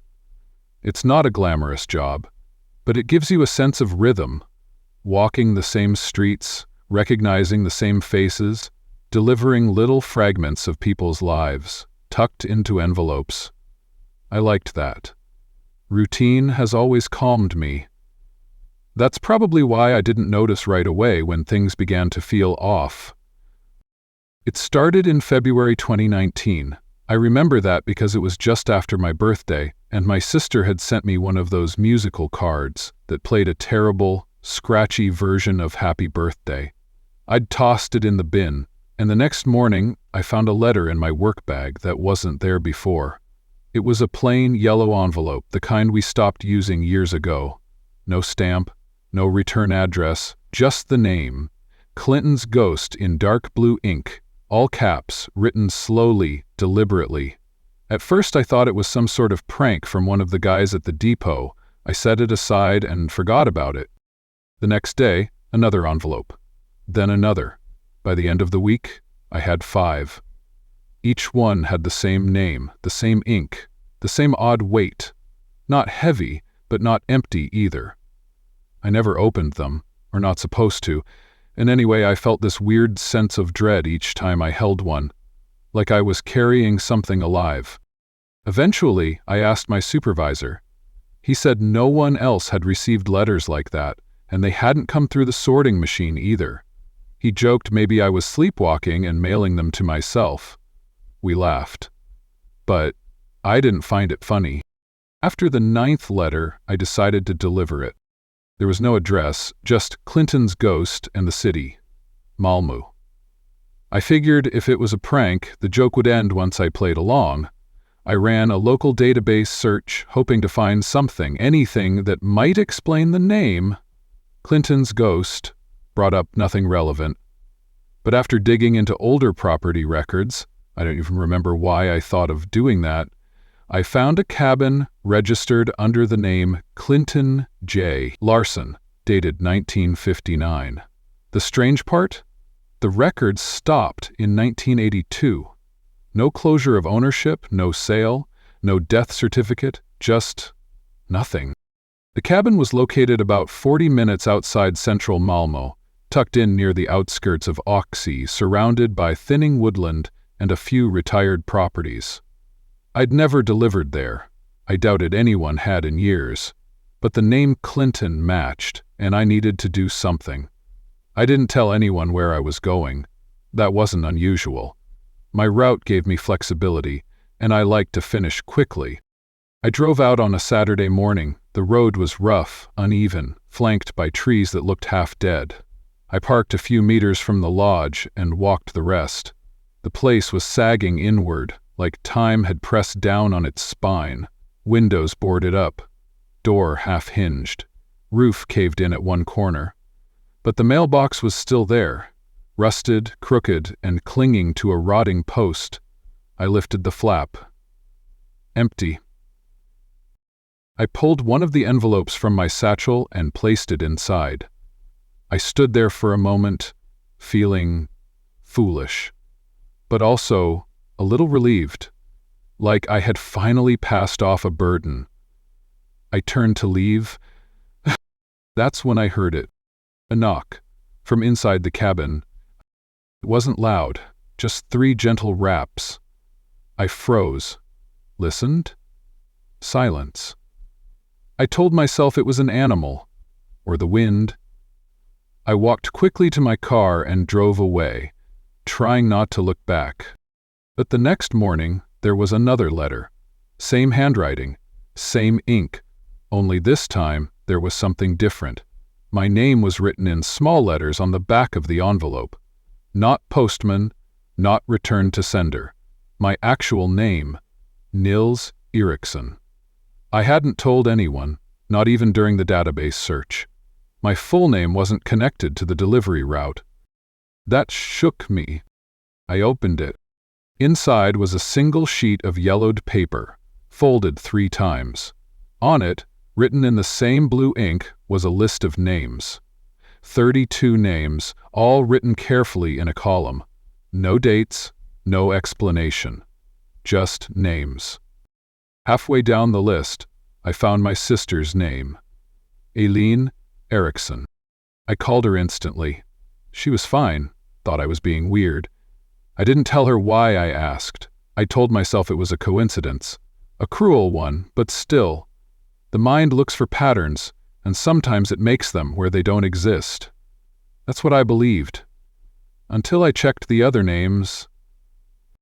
Of the 32 names, 21 belonged to people reported missing in southern Sweden between 1971 and 2015. I cross-referenced them with local police archives, online newspaper scans, even Reddit forums. Every time I looked up a name, the same thing popped up. Missing, presumed dead, no trace found. I couldn't explain it. I went back to the lodge. This time I brought all the letters with me. 15 in total. I planned to leave them, every last one, and wash my hands of the entire thing. When I arrived, the mailbox was open, and hanging from the top was a strip of paper, nailed crudely into the wood. It said, "Inside." I should have turned around. Everything rational in me screamed to go, but I didn't. Maybe curiosity is stronger than fear. Maybe I just needed to end it. The front door creaked open easily. Dust coated everything. Broken furniture, collapsed shelves, piles of rotting books. But in the center of the floor was something that didn't belong. A large corkboard. Clean, new, mounted upright on an intact wall, lined with hundreds of yellowed index cards, each with a name. I approached slowly, reading them one by one. Some names I recognized from the letter, some I didn't. But then my eyes landed on the middle section, and my stomach turned. There, tacked neatly in a perfect line, was my name. Beneath it, my sister's. Then my parents, friends, even my old high school teacher. Each card had a date written in pencil. Most had dates from years past. 3 had future dates. Mine was listed for March 2nd. That was 2 days away. I took a step back, and that's when I noticed the carvings. The wall below the corkboard was scratched, dug into. Hundreds of names, etched in with what must have been a knife or nails. Some were half-erased, some repeated, but they stretched from floor to ceiling, and at the very bottom, crudely scrawled in what looked like ink, or something darker, were the words, "He who delivers must receive." I don't remember leaving. I just remember running. Driving with both feet, breath ragged, throat burning. I got home and locked every door, every window. I didn't sleep. I didn't eat. I stared at the letter with my name on it and burned it the next morning. But the next day, there was another. This one had only 2 words: finish it. I took sick leave, stopped answering calls. I kept checking on my sister, making sure she was safe. She started getting unnerved by how often I called. I couldn't tell her the truth. Who would believe me? On March 1st, the day before the date next to my name, I made a decision. I went to the police. I told them everything. Not about ghosts or curses, just about the cabin, the letters, the names. I brought one of the unopened envelopes. They humored me, promised to check the property. That night, I waited, but nothing happened. I woke the next morning half expecting something awful, but everything was normal. No new letter, no knock, just silence. I went to the station around noon. The officer I'd spoken to wasn't there. A detective came out instead. He said the property I described was gone. I laughed. I told him that couldn't be. I had been there, twice. He asked if I had photos. I didn't. I hadn't taken a single picture. No letters, either. I'd burned all but one, and that was now with them. He said the coordinates led to an empty lot, nothing but trees, no foundation, no mailbox, no evidence anyone had lived there for at least 50 years. I asked about the envelope I gave them. He looked confused. Said there was no envelope logged into evidence. Nothing in my file. He even showed me my report was blank. Just a note saying I came in, said I'd found some old mail, and left. That was 3 years ago. I never got another letter after that, but I left the postal service. I moved to a new apartment, changed my name legally. I've tried to rebuild. But sometimes I get this feeling, like someone is still expecting me to deliver something. Like I left something unfinished. A few weeks ago, my sister called. She said she'd gotten an odd piece of mail. No stamp, no return address, just a single name written on the front. Mine, my old name, Niels Eriksson. She asked if it was a joke. I told her to throw it away, burn it if she could. She asked what was inside.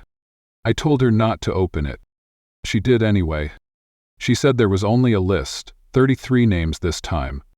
Her name was near the top. And mine, my new name, was at the very bottom. Next to it, the date was blank, but the space was there, waiting to be filled.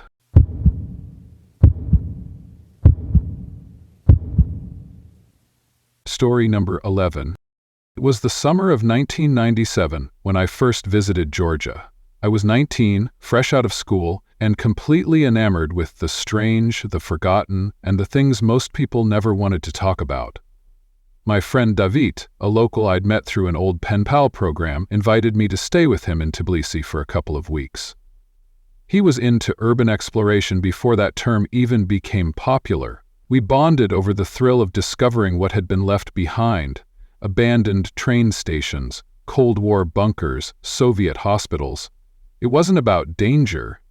It was about touching something that had been deliberately erased. One night, after a few too many drinks and way too many ghost stories, David mentioned a place he called the Sleeping Mouth. It was an old military tunnel system just outside the city, supposedly used by Soviet intelligence and sealed off since the early 80s. It hadn't been discussed in any of the usual circles, and certainly not in any official records.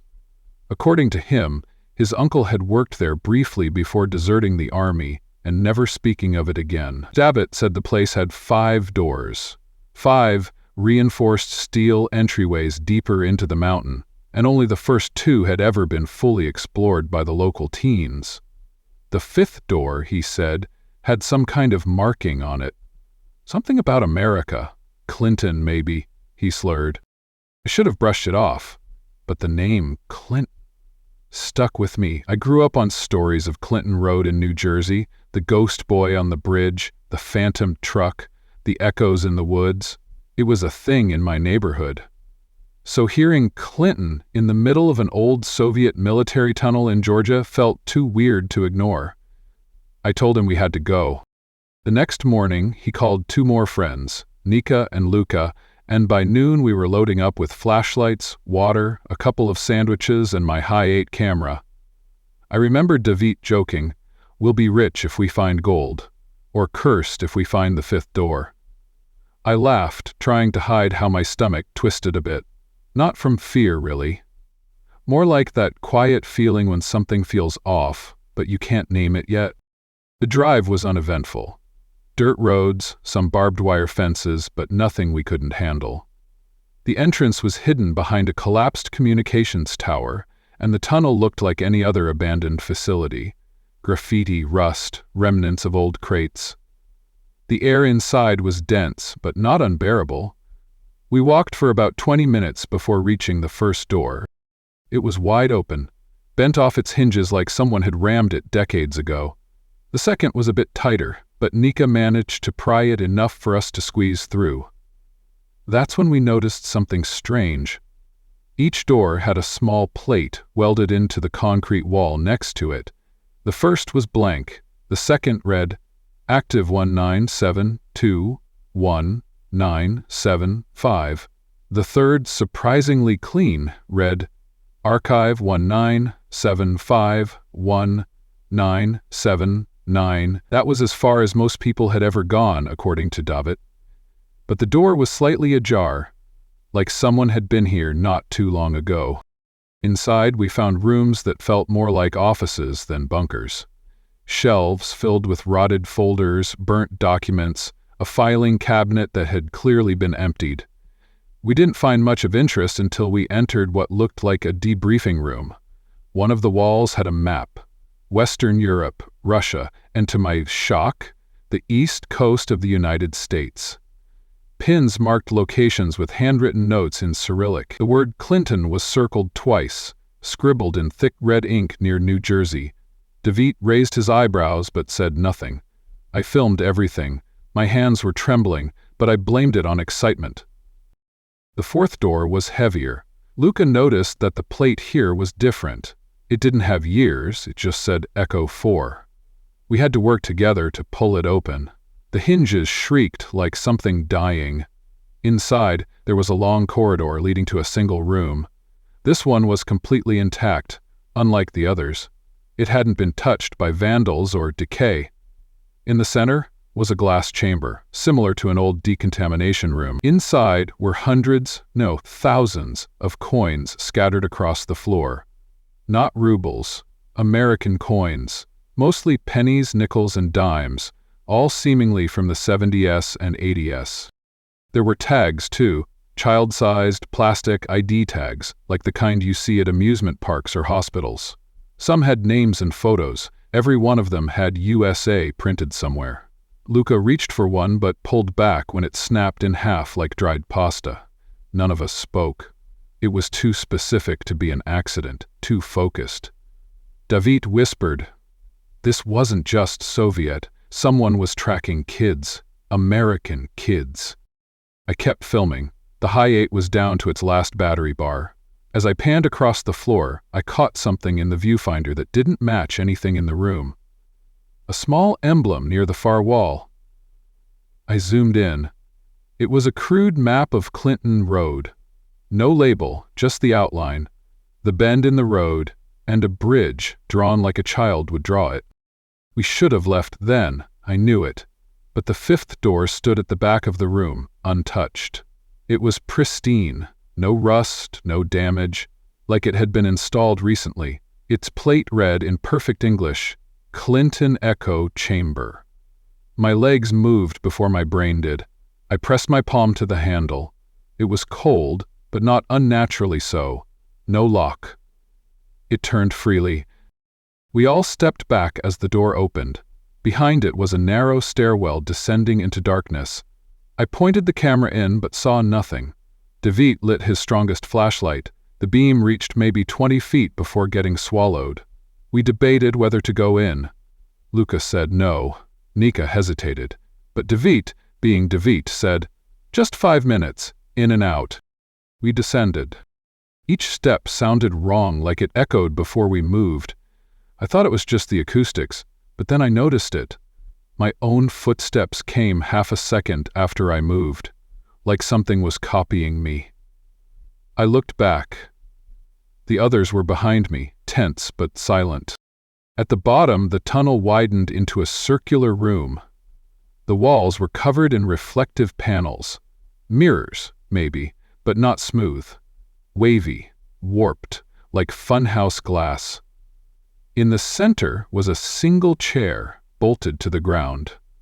Surrounding it were old-fashioned headphones and reels of tape stacked on shelves. There was one more thing. On the wall, painted in chalk, were the words, "Repeat until he answers." I raised the camera to film it. Just then, the screen flickered. The battery died. We stayed maybe a minute more.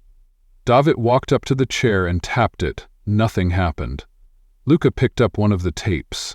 It was labeled 7YR Male, Drop Point Bridge. Another said 11YR Female, Coin Trial 3. The tapes looked untouched.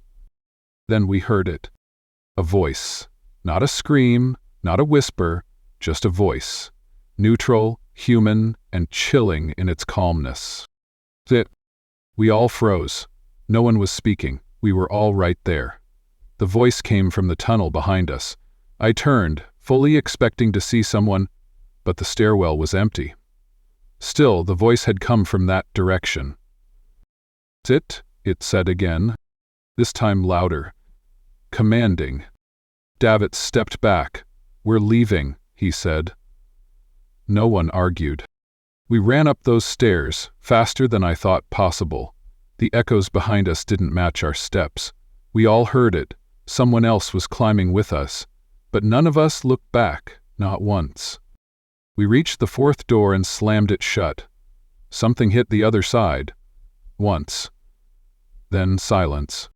Back outside, the light hurt our eyes. No one spoke on the drive home. Not even a joke. Not even David. That night, I tried watching the tape I'd filmed before the camera died.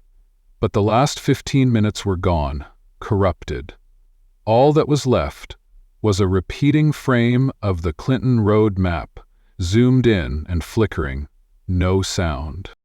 I asked David about the place a week later. He refused to talk about it.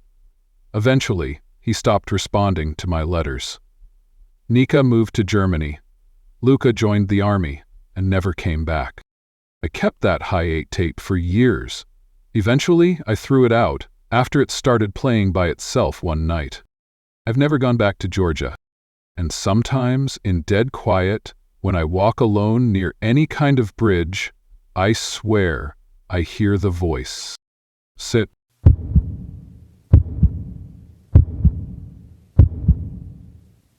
Story number 12. I was 19 when I decided to take a solo backpacking trip around New Zealand. I'd saved for nearly a year, working part-time jobs during university, and the plan was to explore as much of the South Island as I could in 3 weeks. I wasn't trying to find myself or anything dramatic.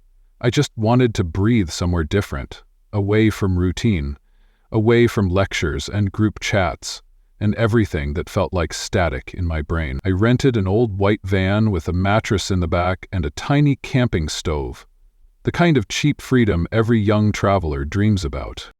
By the second week, I'd fallen in love with the rhythm of it, waking up in some remote patch of land, boiling water for instant coffee, reading maps, like I was living in a time before smartphones. I kept mostly to marked trails and DOC campsites, but on the 11th day, somewhere near the outskirts of Christchurch, I found a turnoff that wasn't on the map. The road was gravel and thin, shaded by tall trees with bark like aged iron. I hadn't seen another car for over an hour, and something about the area felt detached. Not in a creepy way, just quiet, like it didn't care whether anyone came or went. I was running low on fuel and thought I might as well camp out early. The road led to a small clearing, No signage, no obvious path forward, but it felt flat and safe enough to park. I slid the van into park, stretched out my legs, and decided to cook dinner early.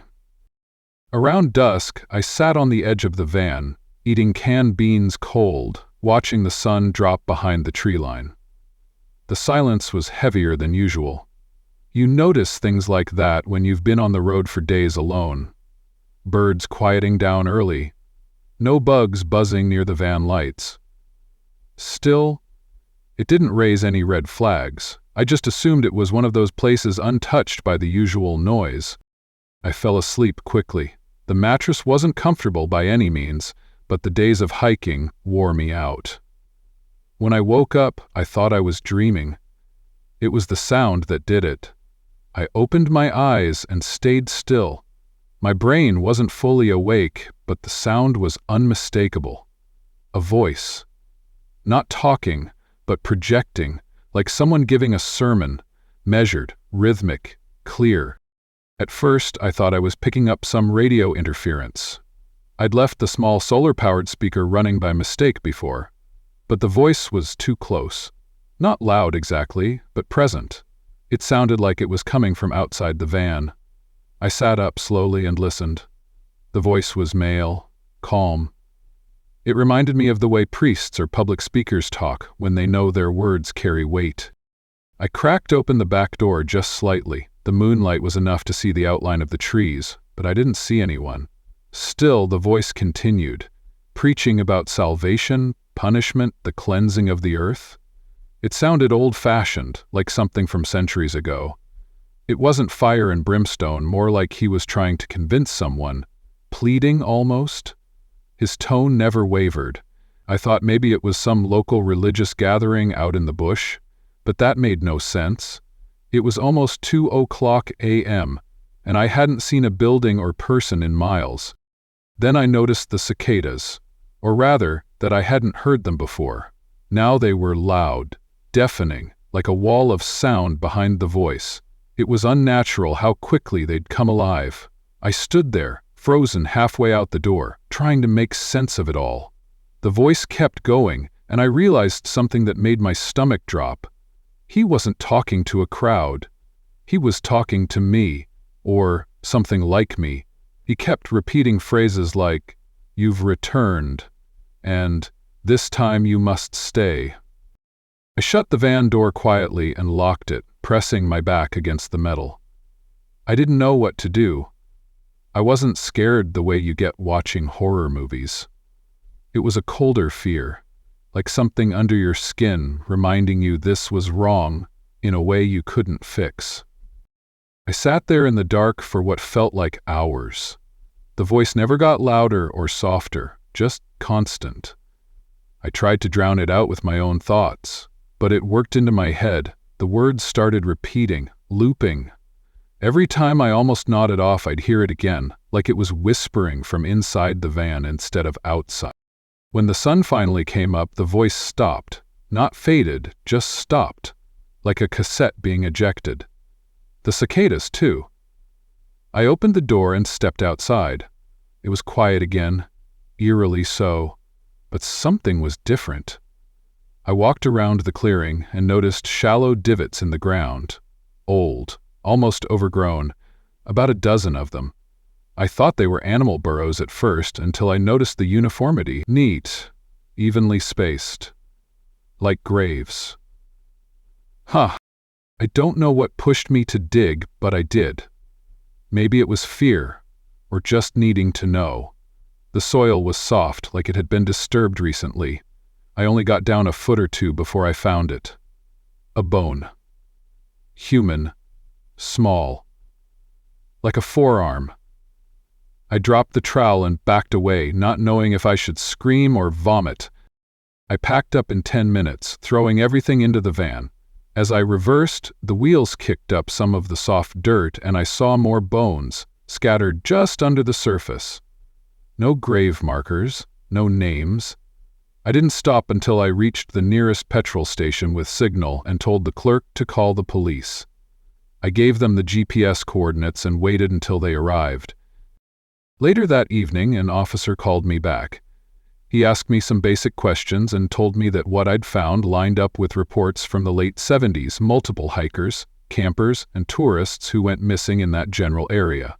Some search teams had come close to the clearing, but it was never officially marked.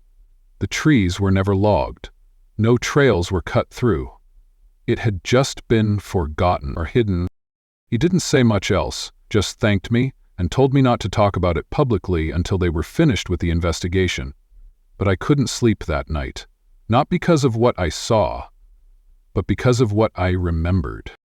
Back in the van, during one of the sermon's many repetitions, the voice had said something I didn't catch at first. It wasn't a verse or quote, it was a name. Mine. He said my name, not once, not twice. He said it like he'd known me before, like he was waiting. I sold the van the next day and took a bus back to the airport. I haven't been back to New Zealand since. I finished uni, moved on with life, but I never forgot those words. Sometimes when I'm in bed, in absolute silence, I think, I can still hear cicadas. Just faintly. I keep telling myself it was just stress, or the isolation, or some freak auditory illusion. But in the moments when I'm honest with myself, really honest, I know it wasn't. Because you don't imagine voices that call you by name, you don't hallucinate shallow graves, and you sure as hell don't dig up bones, unless they were meant to be found. Whatever was in those trees, it knew me, and it wanted me back.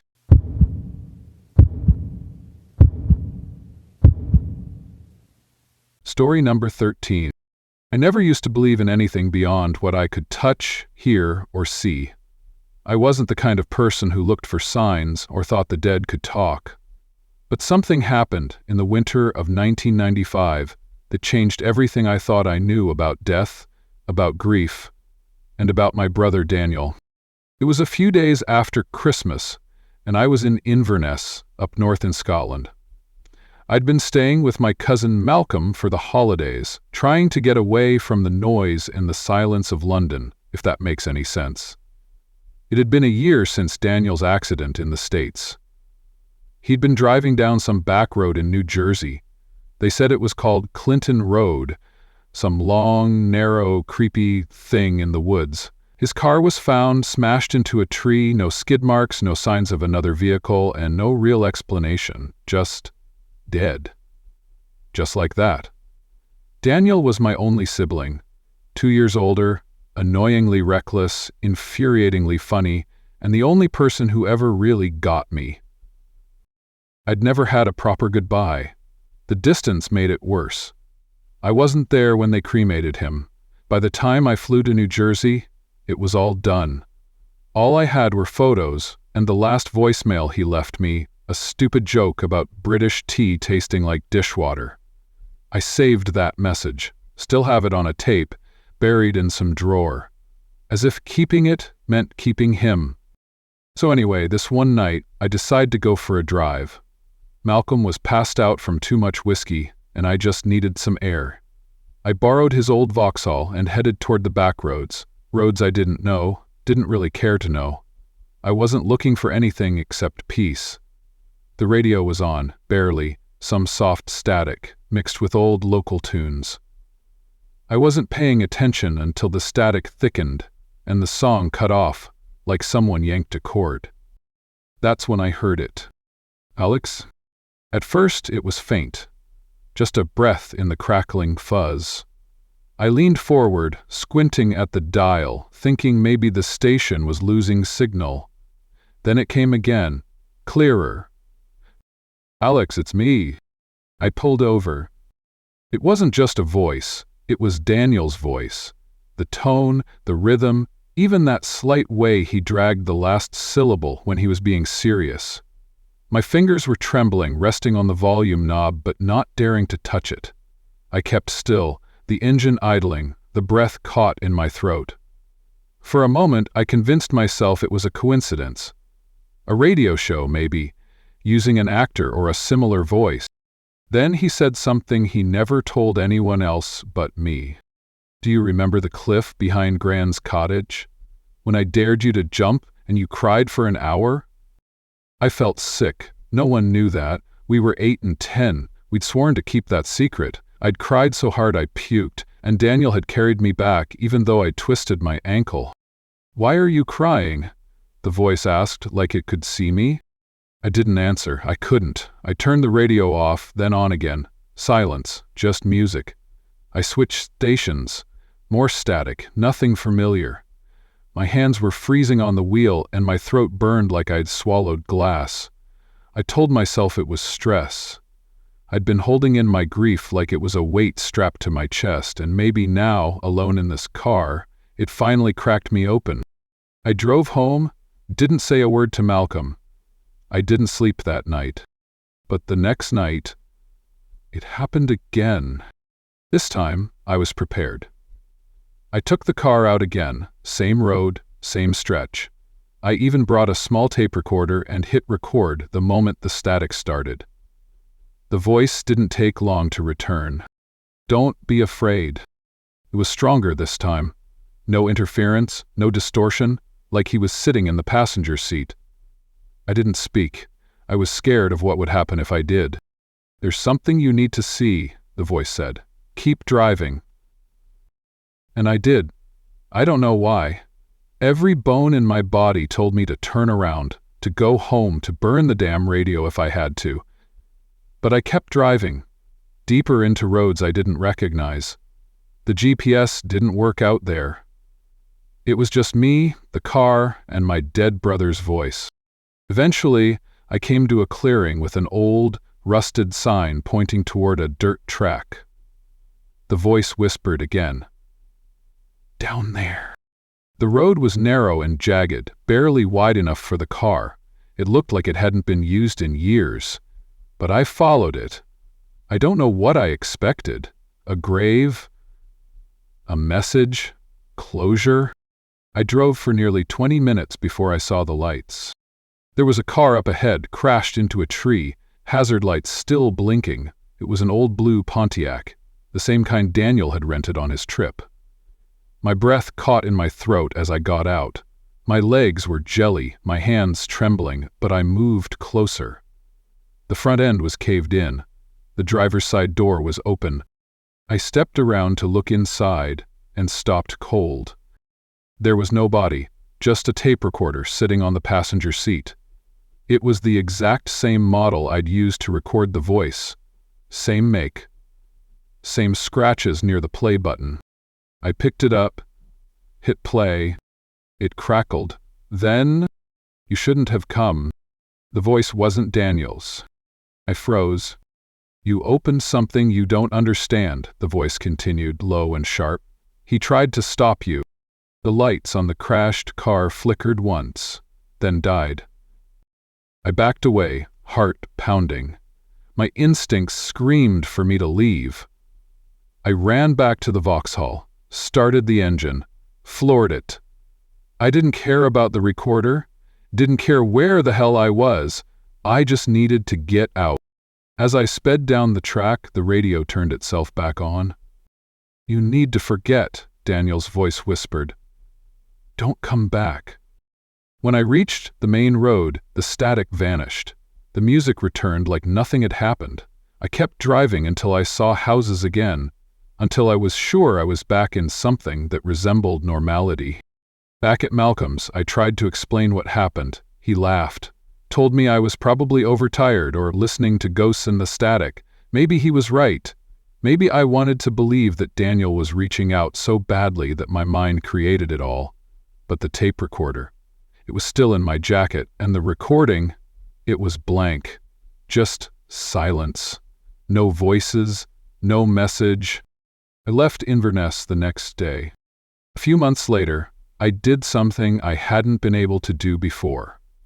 I visited Clinton Road, the actual place where Daniel died. It took me a while to build up the courage. I rented a car in New Jersey, drove alone. There was a memorial marker not far from the tree he hit. Someone had left fresh flowers. I stood there for a while, just trying to feel something. Then, on a whim, I turned the radio on. Static. Then a voice. But not Daniel's. Just one word. Goodbye. I never heard anything again after that. Move on, eventually. Not in the sense that I forgot him, but I stopped trying to hear him. Grief is a strange thing. It morphs. Some days it's a dull ache. Other days it slams into you like a brick wall. But what happened that winter wasn't just grief. It was something else. Something real. And if you ever find yourself driving alone and the radio starts to whisper your name, turn it off. Some voices aren't meant to come back.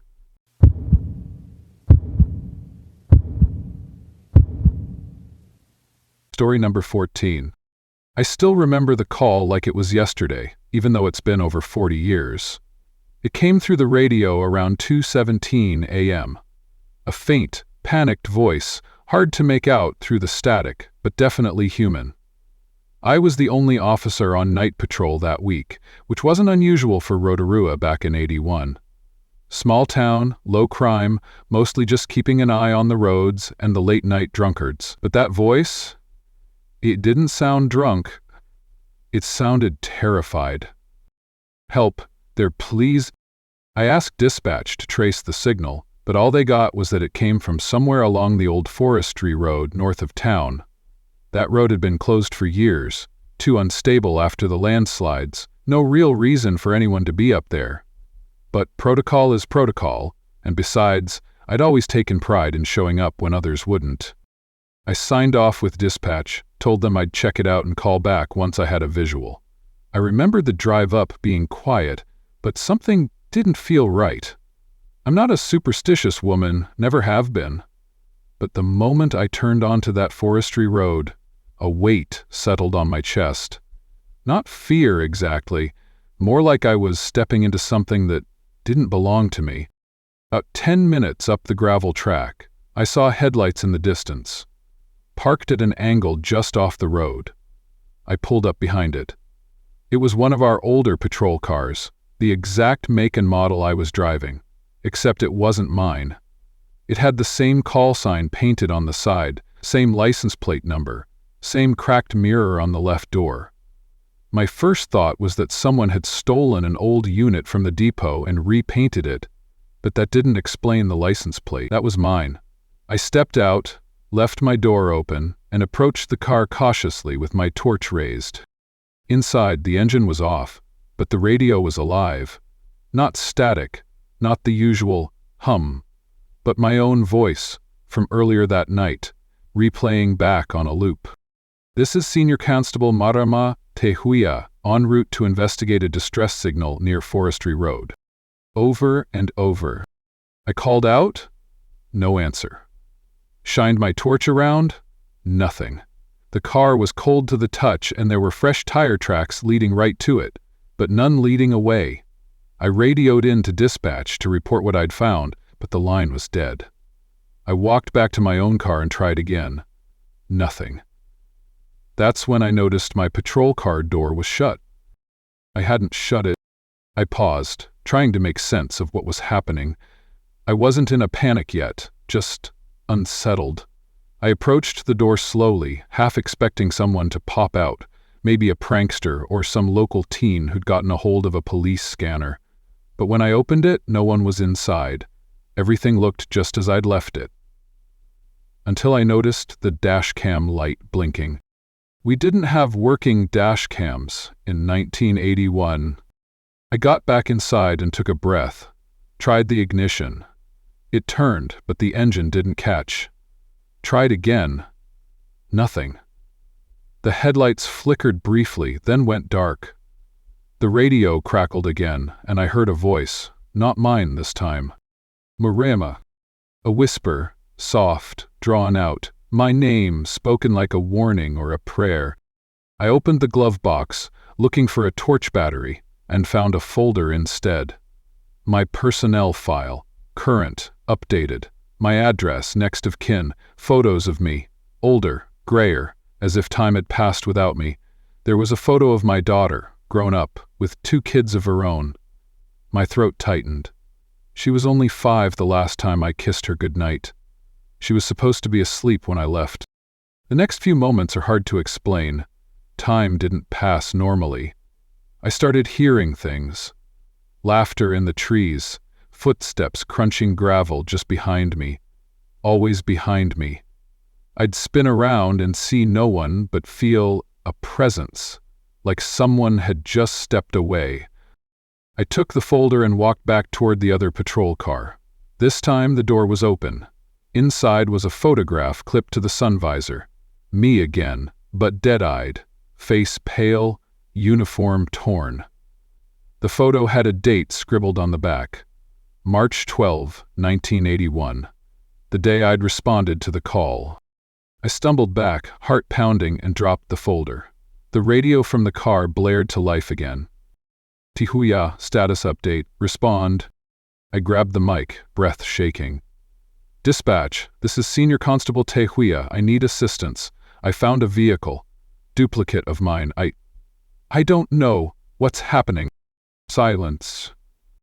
Then, Tihuya has been declared missing in action since March 12, 1981. Who is this? I froze. I wanted to believe it was a prank, some sick joke. But deep down, I knew. I'd crossed into something that wasn't meant to be understood, a place stuck outside time. I ran back to my car, or the car that was mine, tried the door, locked, tried the trunk, open. Inside was my uniform, folded neatly, and a set of dog tags. We didn't even wear those.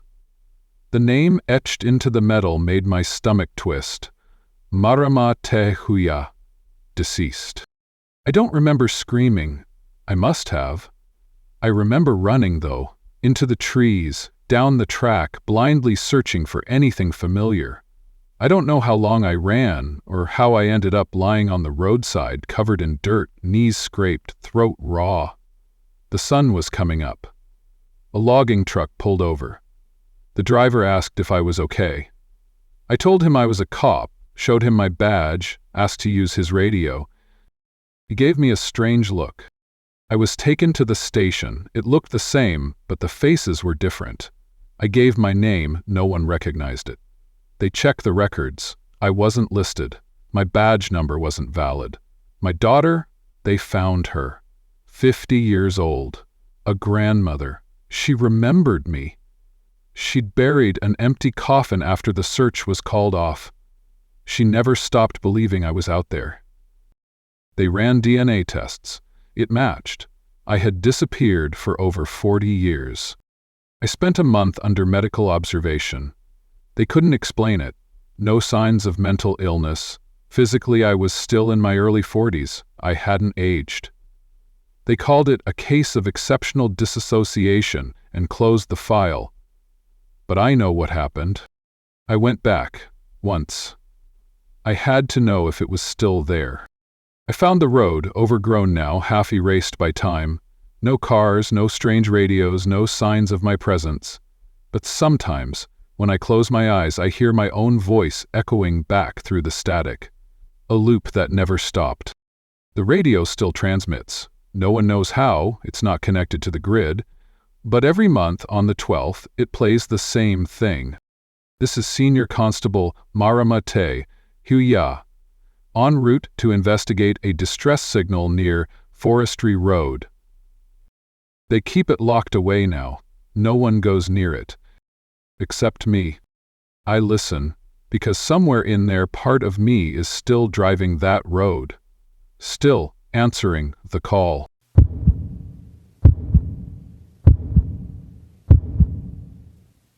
Story number 15. I never really believed in stories like this. You know, the kind where someone stumbles onto something strange and everything spirals out of control.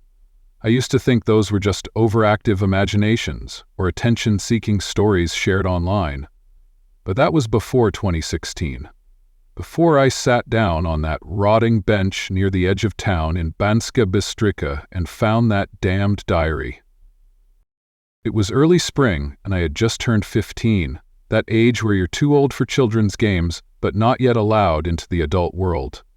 I was always the quiet one, the type who kept her head down at school and buried herself in books.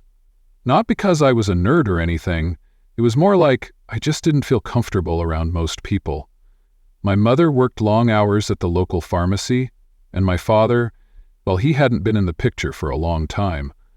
So I spent a lot of time alone, wandering the small paths that curved around our town, especially the old cycling trail that nobody really used anymore. It passed through the outskirts, near the abandoned textile mill, and the crumbling stone bridge kids said was haunted. I never believed them. Until the day I found the diary. It was lying there on a warped wooden bench, one of those splintery ones that had seen too many winters and not enough repairs. At first, I thought someone had just dropped their notebook, so I picked it up, planning to return it. But the second I touched it, I felt something. Not cold or electric like you hear in movies, just a strange tug inside, like something had leaned forward and whispered directly into my gut. The cover was plain black, worn at the edges, with no title or name. I flipped it open. The handwriting was neat, delicate even. Feminine. Each page started with a time and date, followed by a brief paragraph. Observations, thoughts, what looked like journal entries. But it wasn't until I flipped to that day's date, March 29th, that I felt the first real shiver crawl up my spine. She sits on the bench at 16:43. She sees the diary. She opens it. She begins to read. I checked the time. My phone read 16:44. I laughed at first, like it was some weird prank or a creepy coincidence. Maybe a classmate had written it and left it as a joke. But I couldn't shake the feeling that something wasn't right. My hands were cold now, and the diary felt heavier than it should have. Against my better judgment, I flipped to the next page. She continues reading. She stands. She looks around but sees no one. She takes the diary home. I froze. I hadn't done those things, not yet, but they sounded like what I might do next. Just reading those lines felt like being trapped in a glass box, like someone was directing my life before I even lived it. And yet, almost automatically, I stood up. I looked around. The street was empty. No bikes, no cars, no footsteps, nothing. And yes, I took the diary with me. The walk home was short but felt longer. My brain wouldn't stop spinning. I kept checking the pages, and each one matched my actions, step by step. I'd read a line, then catch myself doing exactly what it said. She turns left at the corner instead of right. She hesitates at the pharmacy window. She enters her building and climbs the stairs. I told myself it was a coincidence. It had to be. Maybe it was generic enough that it just seemed to apply. But by the time I reached my room and locked the door, I knew this wasn't a normal book. It was too precise. That night I couldn't sleep. I kept the diary on my desk and stared at it like it was a bomb waiting to go off. Around 2 a.m., I finally picked it up again and skipped to the last page, written. She reads this line. She doesn't understand it at first, but she will, very soon. There was no date, no time, just that. For the next few days, I carried the diary with me, telling myself I needed to figure out who it belonged to. I even showed it to my friend Petra at school, but she thought I'd written it myself. She laughed and said it was a cool story, but I could see a flicker of unease in her eyes when I read a page aloud and it matched exactly what we were doing at that moment. After that, she stopped replying to my messages. The diary kept updating itself. That was the worst part. Every morning when I opened it, new entries were there. Detailed, timed down to the minute. It was never more than a few pages ahead. It was like someone, or something, was watching, recording, predicting, but how and why? One entry stuck with me more than the others. She walks to the edge of the park. She hears footsteps behind her. She turns, but no one is there. She walks faster. It played out exactly as written. The moment I heard the footsteps and turned, my throat closed up with fear. I could feel the presence of someone just out of reach, someone just fast enough to stay behind me, invisible. The sound stopped when I ran. When I got home, I threw the diary across the room and screamed. My mother asked me what was wrong, but I just said I was tired. She believed me. She always did. That's the kind of mother she was. Trusting. Too trusting. The next morning, the diary had a new section, one I hadn't seen before. A list of rules. Rule 1. Do not ignore the entries. Rule 2. Do not destroy the diary. Rule 3. Do not let others read too much. Rule 4. Do not skip pages. Rule 5. Never under any circumstance read the final page aloud. I read it twice, then I tried to burn it. It didn't work. The pages caught fire, curled, but the text didn't fade, and after a few seconds the flames just went out, like the diary had changed its mind. I sat on the floor staring at it for what felt like hours. Then came April 3rd. The entries got stranger. They were no longer simple observations. They were commands. She goes to the mill, she brings the diary. She does not call for help. She does not tell her mother. I refused. I stayed home. I told myself I was done playing its game. But the next day, the diary said, "She disobeyed, she will lose something." I didn't understand what it meant until I came home from school and found my cat dead in the hallway. No blood, no wounds, just lifeless, curled up like it had fallen asleep and never woken up. I cried for hours. The next page was already waiting for me. She cries. She understands. She reads the next page. I wanted to scream. Instead, I read. On April 5th, the diary told me to go back to the bench. It said everything would be explained if I followed the instructions. I was so tired by then. Tired of being afraid. Tired of trying to outthink a book that seemed to know me better than I knew myself. I went. At exactly 17:00, I sat down on the same old bench. I waited, and after a few minutes, a girl appeared. She looked no older than me, maybe 14. Pale skin, dark hair, eyes that seemed too large for her face. She didn't speak, just walked up, smiled gently, and pointed to the diary in my lap. "You're the next one," she said quietly. Her voice was calm, almost kind. "What do you mean?" "The diary chooses. It always has. I tried to stop it once, too. It only makes things worse." I didn't know what to say. I just stared at her, trying to process what I was hearing. "You'll want to read the last page soon," she added. "It's the only way to end it." "But the rules." She shook her head. "Not aloud. Just read it." I looked down, flipping to the final page, the one with the line I'd read weeks ago. She reads this line and then disappears. I looked back up. The girl was gone. Panic set in. What did it mean? Disappear how? Die? Vanish? Go crazy? I didn't read it aloud. I just sat there, heart hammering, mouth dry.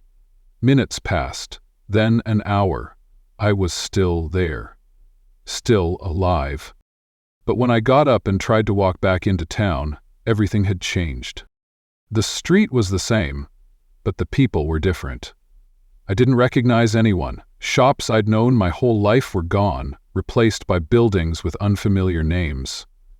I ran home. My key didn't fit. A stranger opened the door, said they'd lived there for years. I wandered the streets in a daze until nightfall. No one knew me. No one recognized my name, my school records, my mother, my friends, all gone. The diary had done what it promised. I'd disappeared. I exist now in a space between. I don't know where or what this place is. A town that looks like mine, but isn't. People who act like people I once knew, but aren't. The diary is still with me, updating itself day by day, But there's no new final page. Just a blank waiting space. I don't know who will find it next. Maybe someone like me. Maybe someone worse. But I know this. If you ever find a black diary on a lonely bench, don't read it. Walk away, burn it, bury it. Because once you start reading, truly reading, it's already too late.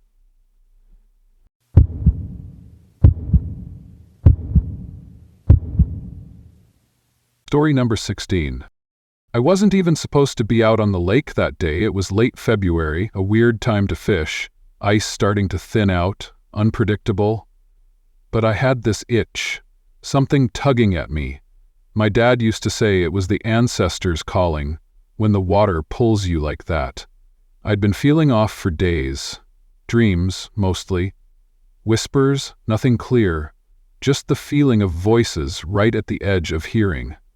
And every time I closed my eyes, I saw the lake. Red Lake, frozen and quiet. I'm from Kenora, born and raised. My people have been here longer than the town's name ever existed. I've fished those waters since I could walk. I know every stretch, every story, every old warning passed down around the fire. We all know the stories. People falling through ice, boats capsizing, drunks disappearing near the shore. But there was always one thing they never joked about. Don't follow voices on the lake. It was said in passing, like a half-laughed warning.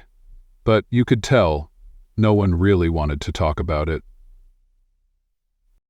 That morning, I packed light, just my rod, a thermos of coffee, and a pack of smokes. I didn't tell anyone where I was going. I just started walking out past the old trail behind my cousin's cabin. The snow was packed down enough to walk easy, and I reached the lake edge in less than 30 minutes. I tested the ice first. Thick, maybe 6 inches. Not ideal, but not dangerous. I'd fished in worse. I set up a few yards in. It was quiet, like always. I drilled a small hole and dropped the line, waiting. I wasn't expecting much. I just needed the time alone. Life had been heavy. Lost my job at the sawmill the month before. My partner left a few weeks after that, said I wasn't the same. She was right, I wasn't. I'd been waking up with these dreams, a strange mix of sadness and panic, like something was missing from me, like I'd forgotten something important and couldn't even begin to recall what it was. I don't know how long I sat there before I heard the first sound. It was faint, like wind across a bottle. I ignored it. Could have been anything. Then it came again. My name, Michael. Soft, but clear. I turned fast. No one was behind me. No snowmobile tracks, no footsteps, just smooth, undisturbed snow. I stood slowly. My heart had started to thump, but I didn't feel fear. Not yet, just alert. I waited, trying to rationalize.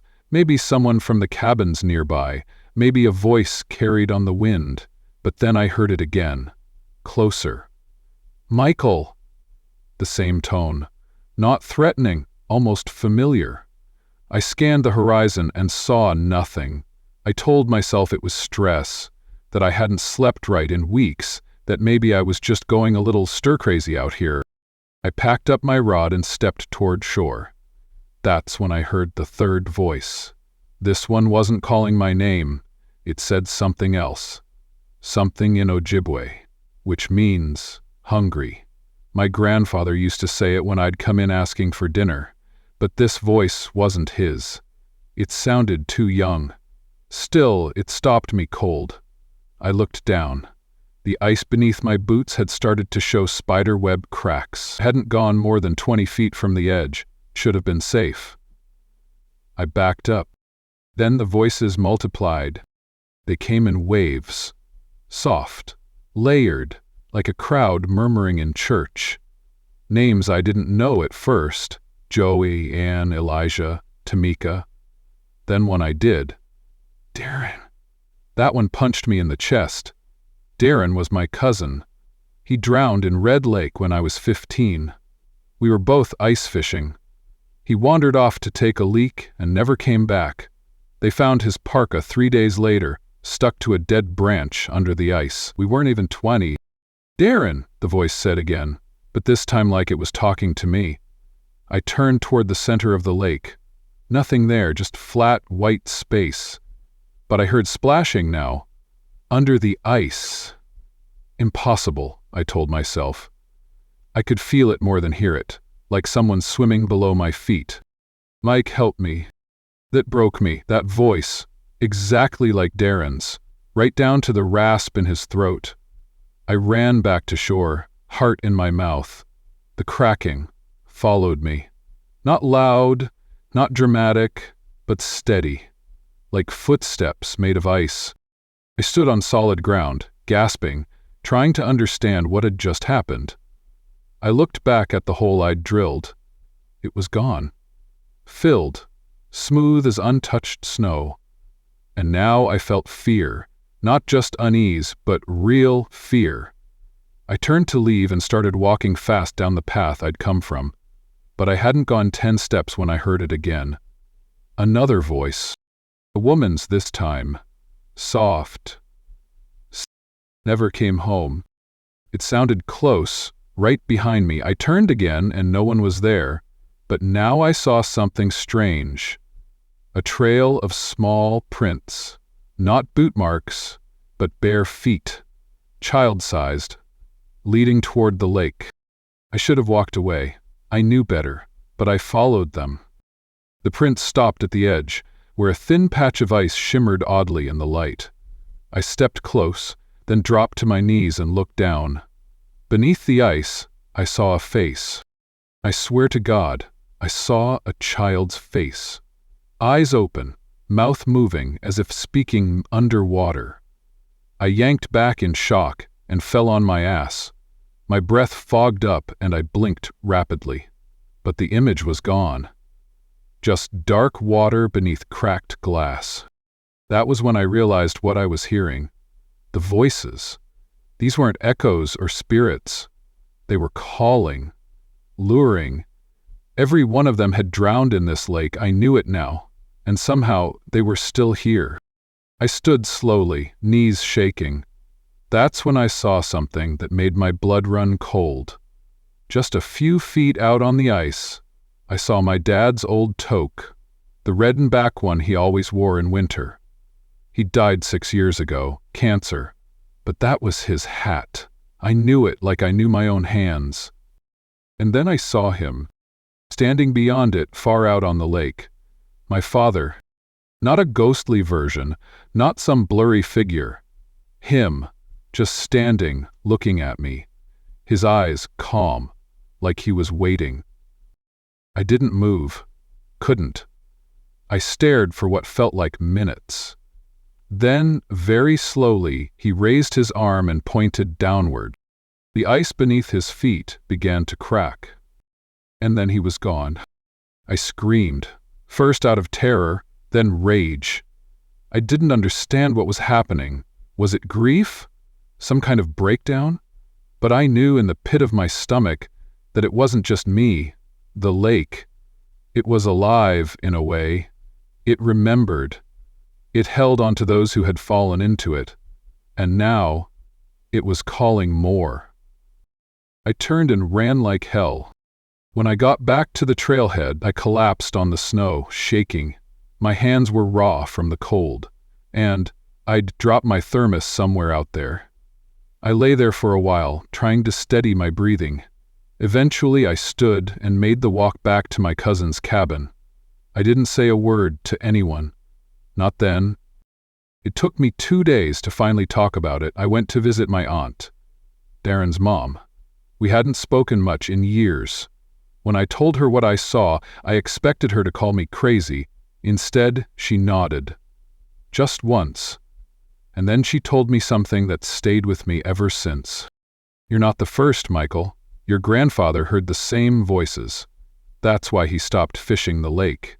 He said the ones who go too young, they linger, not out of evil, out of loneliness." She handed me an old tin box. Inside were photos, Darren as a kid, our dad's, and one I'd never seen before. A young girl with wet hair, barefoot, standing at the edge of the lake. On the back it said, Sarah, age 6, lost 1951. I hadn't told her about the barefoot prints. I haven't gone back to Red Lake since that day. I don't fish in the winter anymore. I stay inland, stick to creeks and rivers. But sometimes, late at night, when I lie awake in bed, I hear my name. Not loud, just faint, like someone calling from the end of a long tunnel. And I don't answer. Because I know if I do, they'll find me, just like they found Darren, just like they've found others. And next time, I might not come back.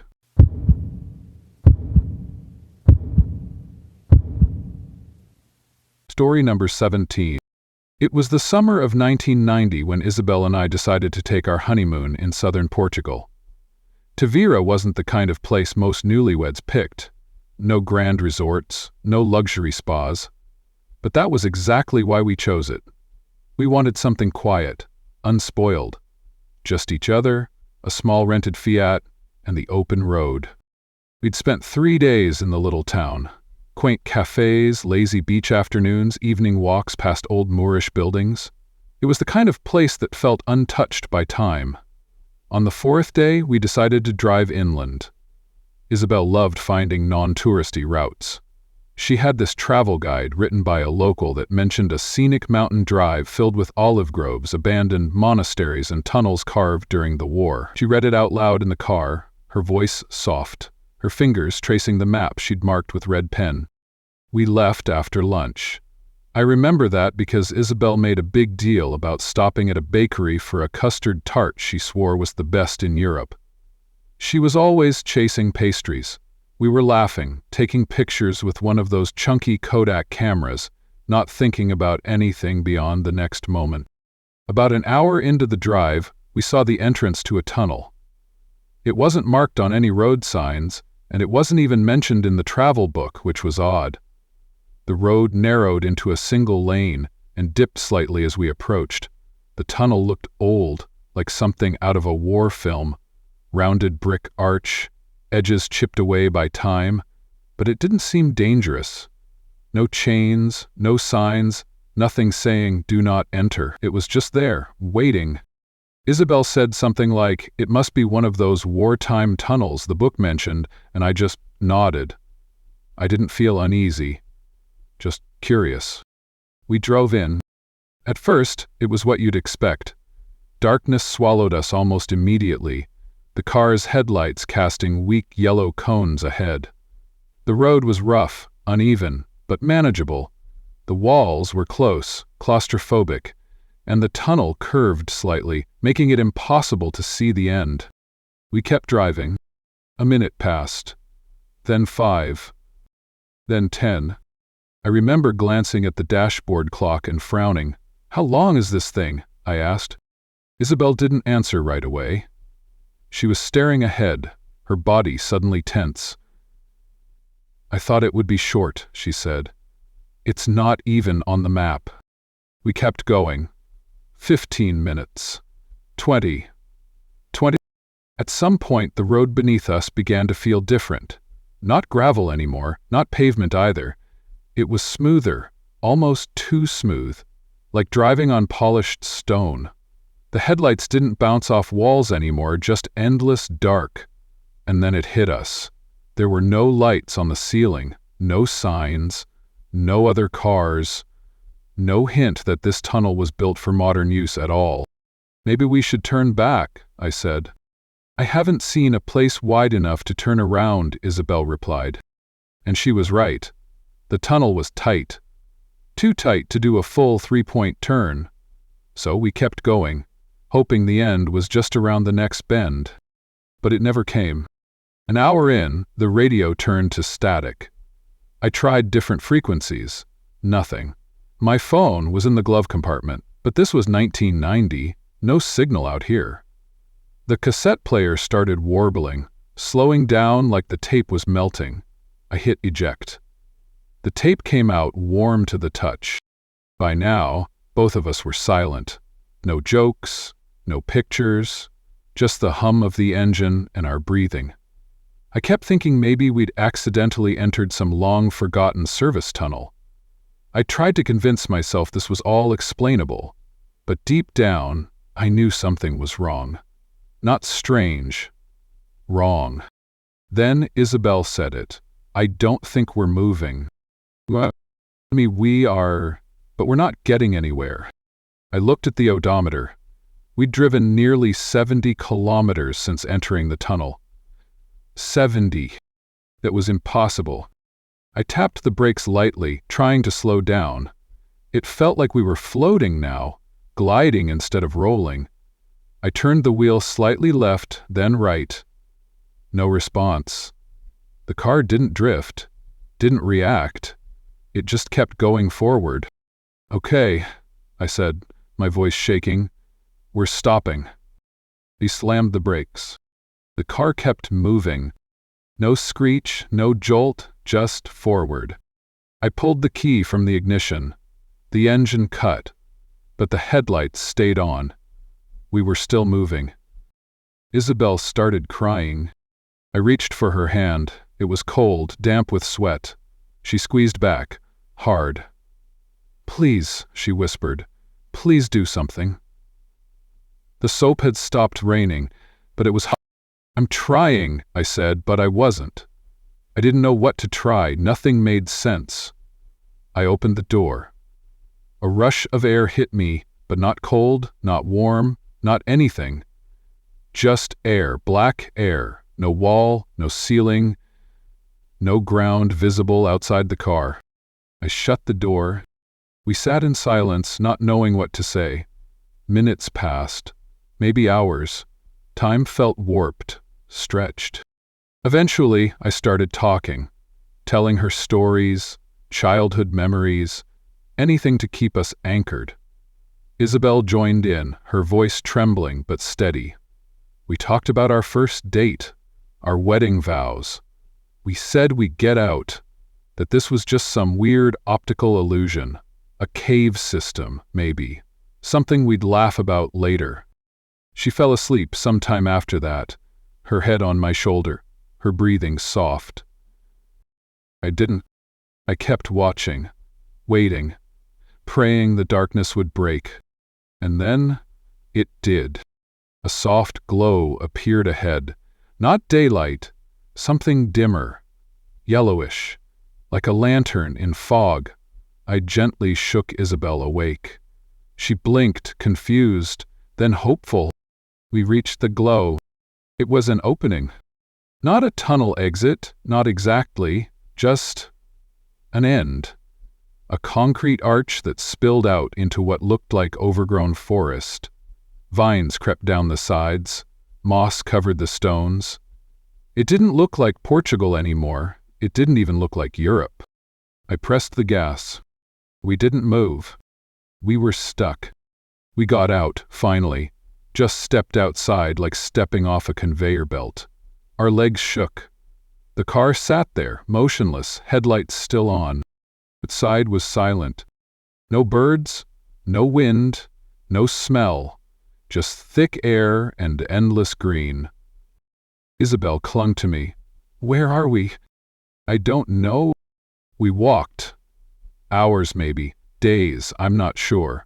We had no food, no water, the sun never moved, the air never changed. It felt like we were walking through the same patch of forest over and over. But we kept going. Eventually, we stopped talking. Then Isabel vanished. I turned around one moment, she was right behind me, and the next she was gone. No sound, no scream, just gone. I screamed her name until my throat tore. I searched for days, weeks, I don't know. I lost count. The forest looped. The tunnel entrance disappeared. I was alone. And then, one day, I woke up in a hospital in Tavira. They said I was found wandering a field outside the town, dazed, thin, mud-covered. I had no ID. My memory was fractured. I couldn't speak at first. I just kept repeating her name, Isabel. It took months to recover, to remember, to accept. They said we must have had a crash, that maybe I hit my head, that Isabel drowned or ran or never existed. The car was never found. No tunnel matched my description. Years passed. I moved away, started over. But I never stopped searching. I never believed the story they gave me. Last year, 33 years later, the Fiat was found. A group of hikers stumbled across it in the hills near Tavira. Nowhere near any road. It was rusted, sunken into the earth, moss-covered, like it had been there for decades. No remains inside, no blood, just one thing in the glove compartment, the custard tart wrapper from the bakery Isabel loved. That they called me, asked if I could confirm it was ours. I said yes. They asked if I wanted it returned. I said no. There's nothing left to bring back. Not her, not me. Only the road that should never have ended.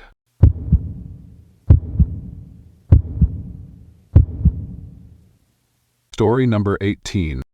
I was 10 years old the summer I found the toy car, and I've never spoken about it publicly until now.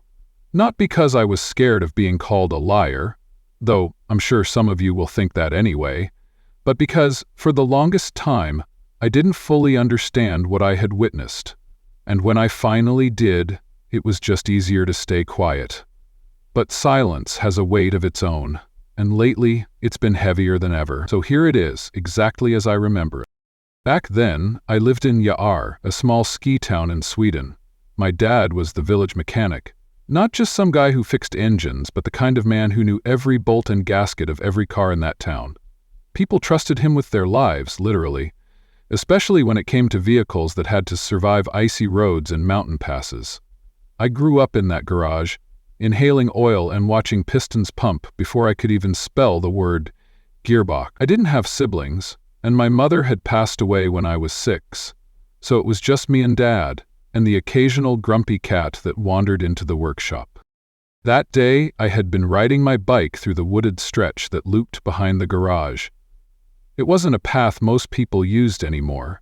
It led nowhere except to an old, sealed-off access road that the council had closed years before.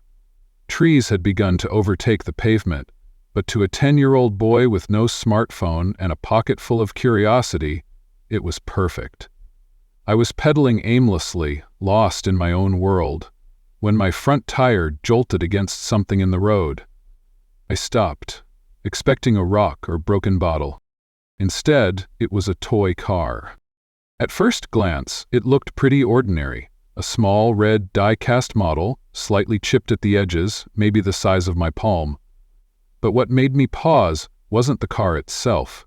It was the fact that it was parked directly in the center of the road, as if someone had placed it there deliberately. And even stranger, its wheels were still spinning. I glanced around, no one, no footsteps, no voices, just me in the woods. I crouched down and picked it up. It was heavier than it should have been. Not lead-heavy, but dense in a way that made me think it was old. I turned it over, expecting to see a brand or country of origin, but there was nothing, just smooth, brushed metal.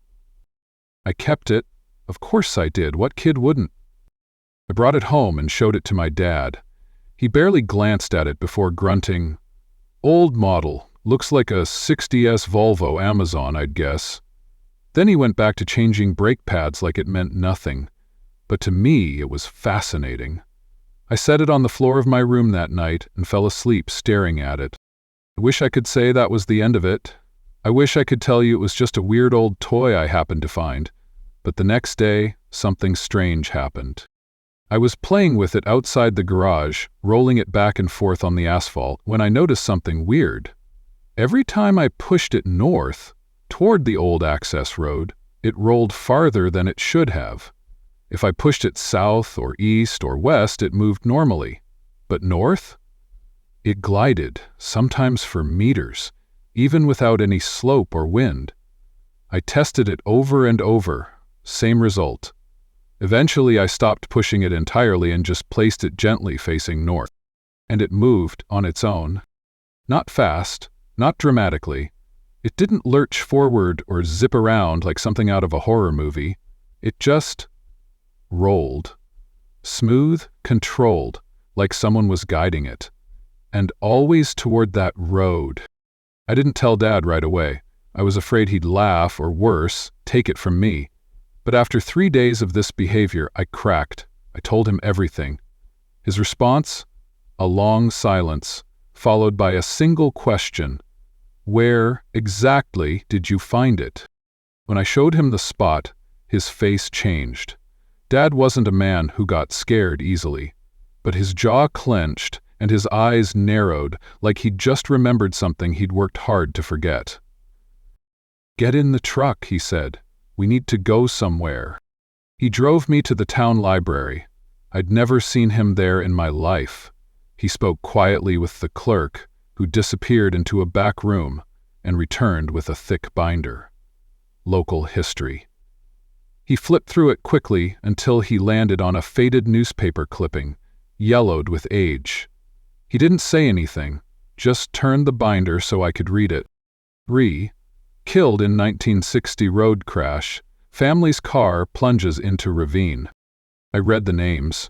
I didn't recognize them. A man, a woman, and a boy, 10 years old. The crash had happened on the very road I found the toy on back when it was still open.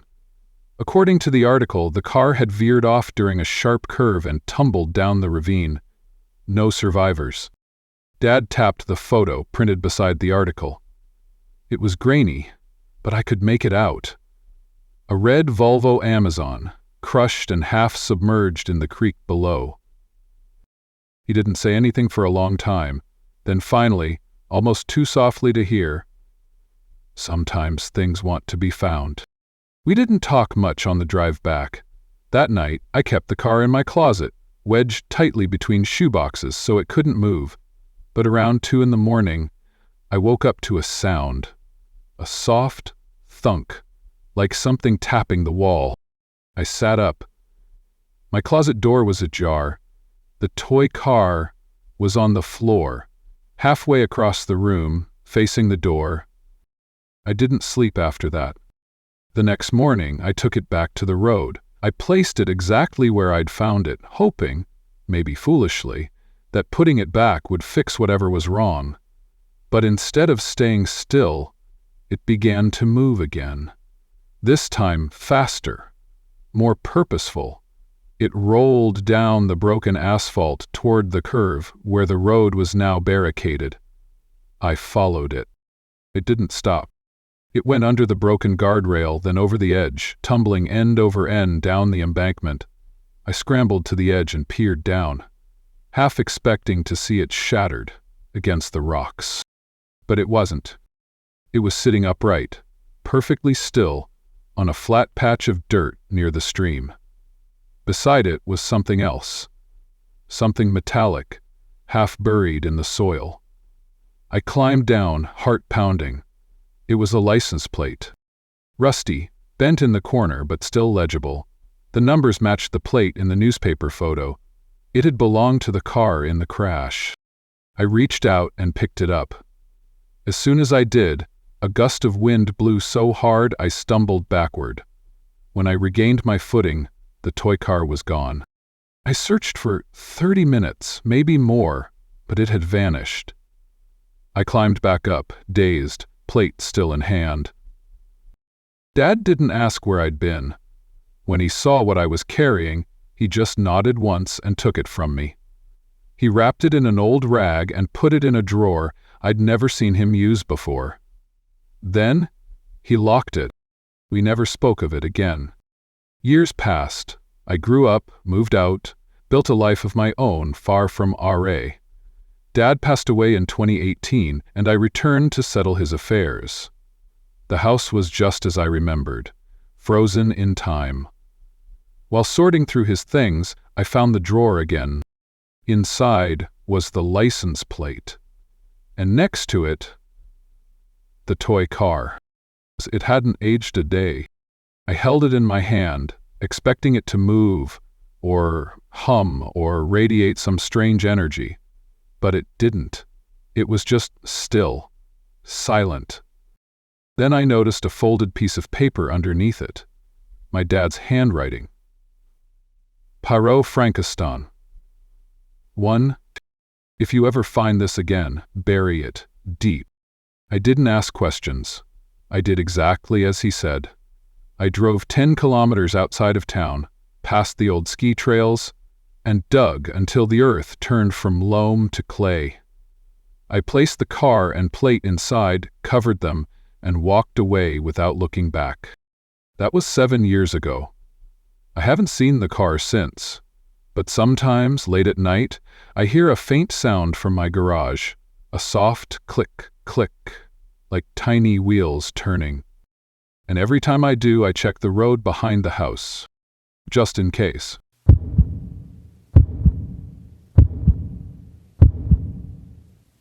Story number 19. I never believed in ghosts, not seriously. I used to scoff at the idea, roll my eyes at people who said they'd felt a presence or heard something that wasn't there. I thought it was all nerves, imagination, maybe even attention-seeking.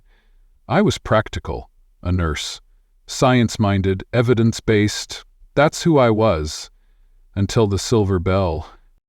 It started in November of 2008. I was working night shifts at a small care home outside Killarney. The place was quiet, peaceful even, and I liked the routine. Nights were easier, fewer people, fewer interruptions.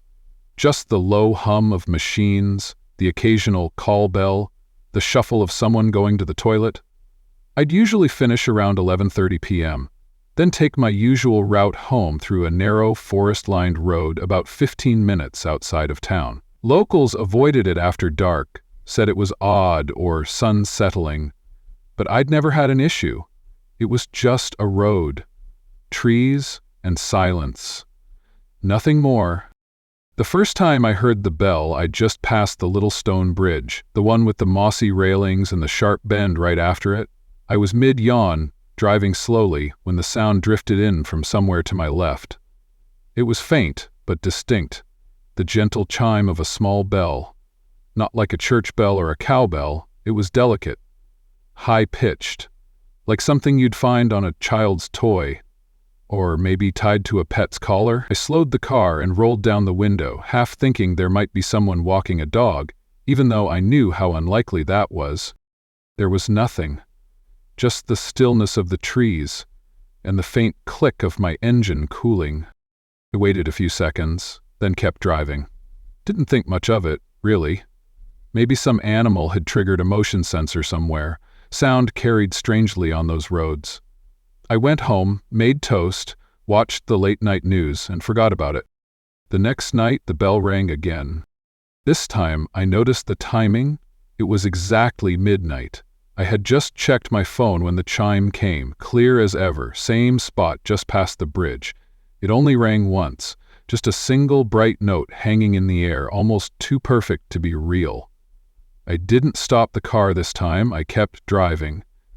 But something about it made the hairs on the back of my neck stand up. Not fear exactly, just alertness, like my body noticed something before my mind could catch up. By the third night, I was expecting it. I turned off the radio as I neared the bend. My eyes scanned the trees. My foot hovered over the brake, and at midnight sharp, there it was, the bell. Same sound, same place. This time, though, there was something else. I swear I heard a breath, right after the chime. Not a voice, not a whisper, just an exhale, low, soft, as if someone was standing by the side of the road and had been holding their breath until that moment. That night I dreamt of her, Kathleen. She'd been my patient nearly a year earlier. Sweet woman. Fragile in every sense. Mid-70s, soft-spoken, always clutching her pale blue shawl like it was a lifeline. She'd had late-stage cancer. I'd been there during her last days. She hated being alone even for a minute. We all did what we could. I sat with her often, even on breaks. She used to wear a silver bell on a string around her wrist. A gift from her daughter, she said. So you'll always hear me coming, she'd laugh. It would jingle softly when she moved. I hadn't thought about her in months. In the dream, she was sitting in a chair by the road, under those same trees, her shawl wrapped tightly around her, the bell on her wrist glinting in the dark. She didn't speak. She just looked at me with eyes that seemed sadder than I remembered. Not afraid, not angry, just deeply, unbearably sad. I woke up before she said anything. My sheets were soaked through with sweat. Over the next week, the bell became a part of my routine. Midnight, just past the bend, one clear chime. I started driving faster, windows up, eyes fixed ahead. I stopped, looking toward the trees. I knew, somehow, if I looked, really looked, I'd see her, or something, pretending to be her. And I wasn't ready for that. But on the 8th night, it changed. I was late getting out of work. An emergency had come in last minute, a fall, possible concussion. I didn't leave the care home until almost midnight. I drove the road, nervous but curious. Would it still happen? Was it tied to me or to midnight? I passed the bridge. Nothing. I almost felt relieved. Almost. But then I saw her. Not standing by the road, not hiding in the trees. She was sitting in the back seat. I only caught her in the mirror for a second, but I knew. Same blue shawl, same weary eyes, hands folded neatly in her lap. Her mouth moved like she was trying to say something, but no sound came out. My hands locked around the wheel and I slammed the brakes hard. The car skidded sideways, stopping just before the ditch. I spun around. The seat was empty. I didn't drive home that night. I sat in the car for over an hour, engine off, doors locked, crying like a child. I couldn't understand it. I wasn't sleeping well. Maybe I was hallucinating, maybe it was stress. Nurses burn out. I'd seen others crack under pressure. But this didn't feel like a crack. It felt deliberate. It felt personal. The next day, I called Kathleen's daughter. I don't even know why. Maybe looking for reassurance, maybe chasing closure. I told her I'd been thinking of her mother and asked gently if she still had that little silver bell. There was a pause on the line. She was buried with it, she said. That night, I parked the car before the bridge and walked. I wanted to face it. Whatever it was. My shoes crunched the gravel softly.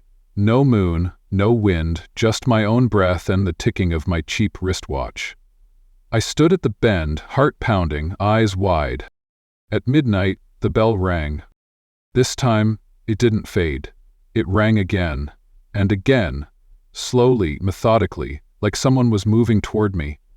I couldn't see anything, but I felt her. No, I knew it was her. My throat tightened, my hands trembled. I whispered, "Kathleen?" The bell stopped. "I'm sorry," I said. "I should have stayed with you." I hadn't meant to say it, it just came out, but it was true. I had been with her the night she died. She'd asked me to sit a bit longer, but I'd been tired, irritable, and we were short-staffed. I told her I'd be back soon and left the room. She passed away 20 minutes later, alone. Maybe it was coincidence, maybe she never held it against me, but I always felt like I'd failed her. I stood there, shivering, waiting for something. A sound, a sign, a touch, but nothing else came. The bell didn't ring again. I walked back to my car, slower this time. Something felt lighter. Not fixed, not forgotten, but lighter. I took the long way home that night. Weeks passed. The road returned to silence. No more bells. No more dreams. No more faces in the rearview mirror. Just the road and the trees and the turn after the bridge. I still think about her, especially when the clock hits midnight. Sometimes I wonder if she really forgave me or if she just let me off the hook. I'll never know for sure. But I do know this. That bell was real. The sound, the presence, the sadness, all of it. I wasn't hallucinating. I wasn't hallucinating. And if you ever find yourself on a narrow road, just past a mossy old bridge near Killarney, and you hear a soft silver chime in the dark, don't be afraid. Just say you're sorry. And listen.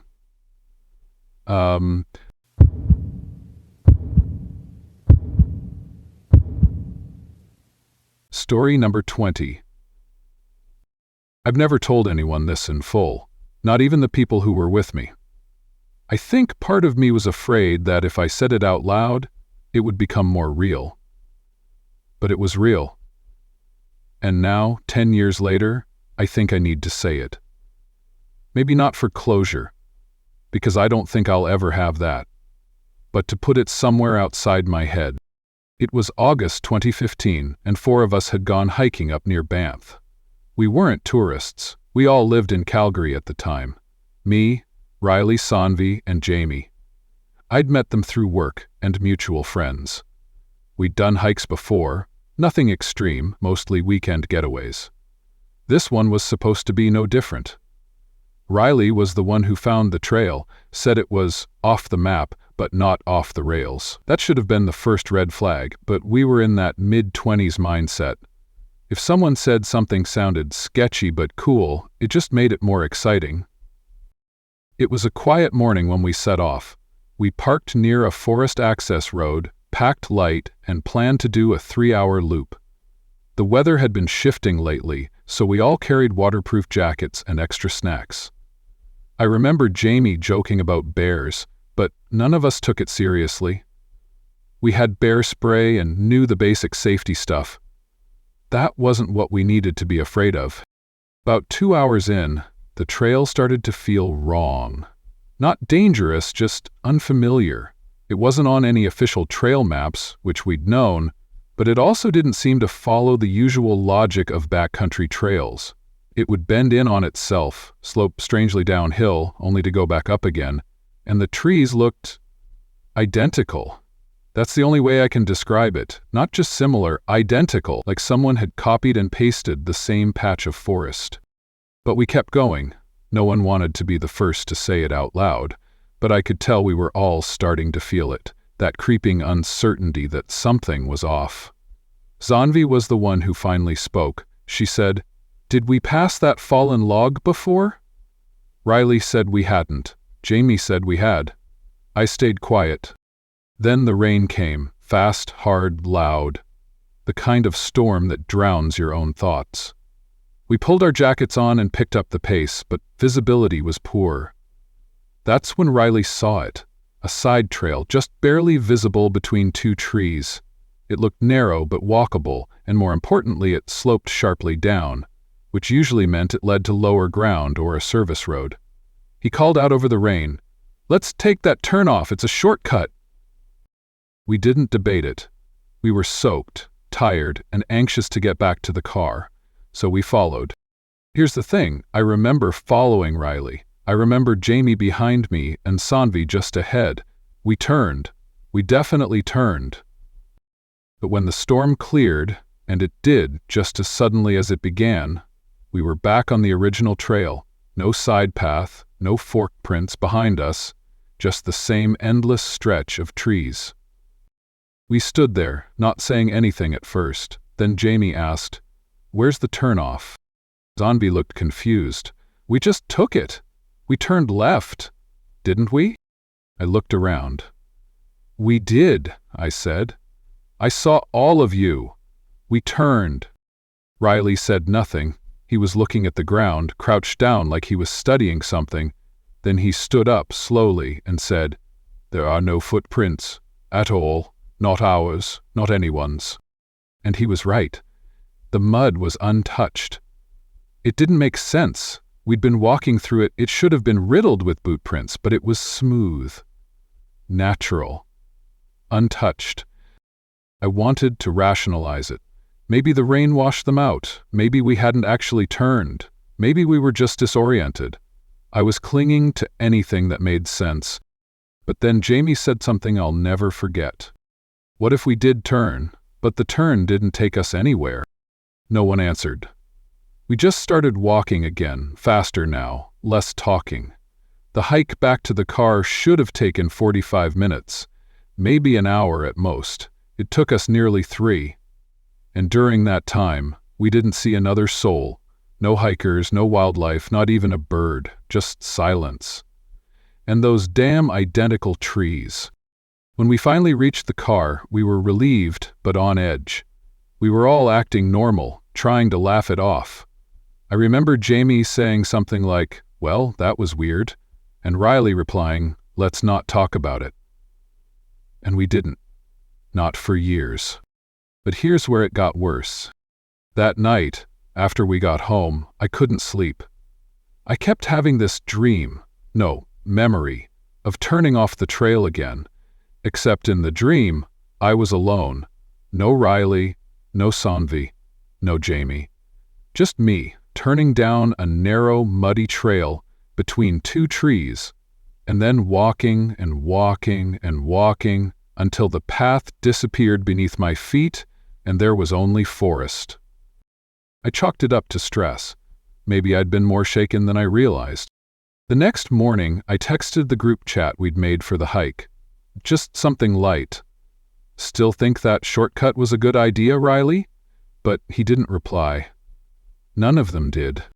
Hours passed. I started to worry. So I called Sanvi. No answer. I tried Jamie. Nothing. Riley's number went straight to voicemail. That's when I drove to Jamie's apartment. I still remember buzzing her unit, waiting. Eventually someone else let me in. I knocked. No answer. I waited an hour. That night, I called the police and reported all 3 as missing.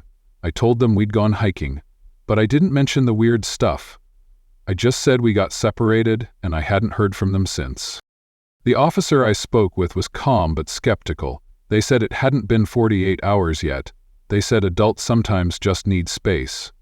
But I knew they weren't just out of reach. They were gone. The next week was a blur. Their families filed reports, search teams went out, I was interviewed, once, then again. I told the truth each time, or at least, as much of the truth as I thought they'd believe. The search found nothing. No bodies, no gear, no signs of struggle. The last known location was the trailhead where we parked. The car was still there. All their phones went dark that night. I tried to move on. What else could I do? People said I was lucky, that it was a miracle I made it back, that maybe the others had gotten lost in the woods and succumbed to exposure, but they were wrong, because 4 months later, I went back. I didn't plan to. I just woke up one day and knew I had to go. Something was pulling me. I know how that sounds, but I can't explain it better. I drove to Banff, parked in the same spot, and started walking. I retraced every step. My boots fell in the same indentations, almost like the forest had been waiting for me. I reached the spot where we'd turned off. There was nothing there, just unbroken forest. But I remembered the trees. I remembered their placement, their shape. I knew which 2 we'd walked between.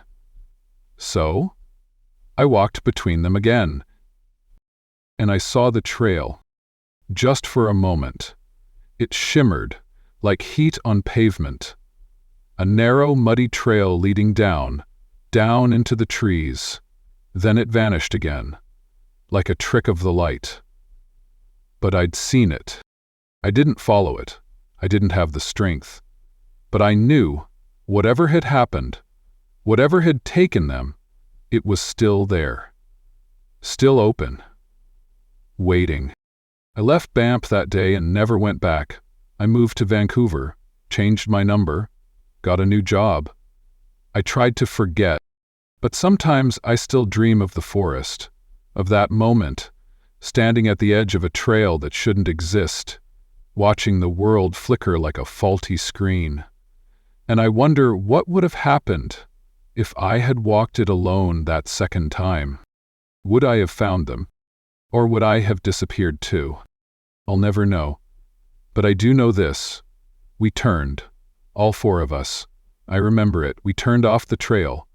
But somehow, only I came back. And I've never been able to understand why.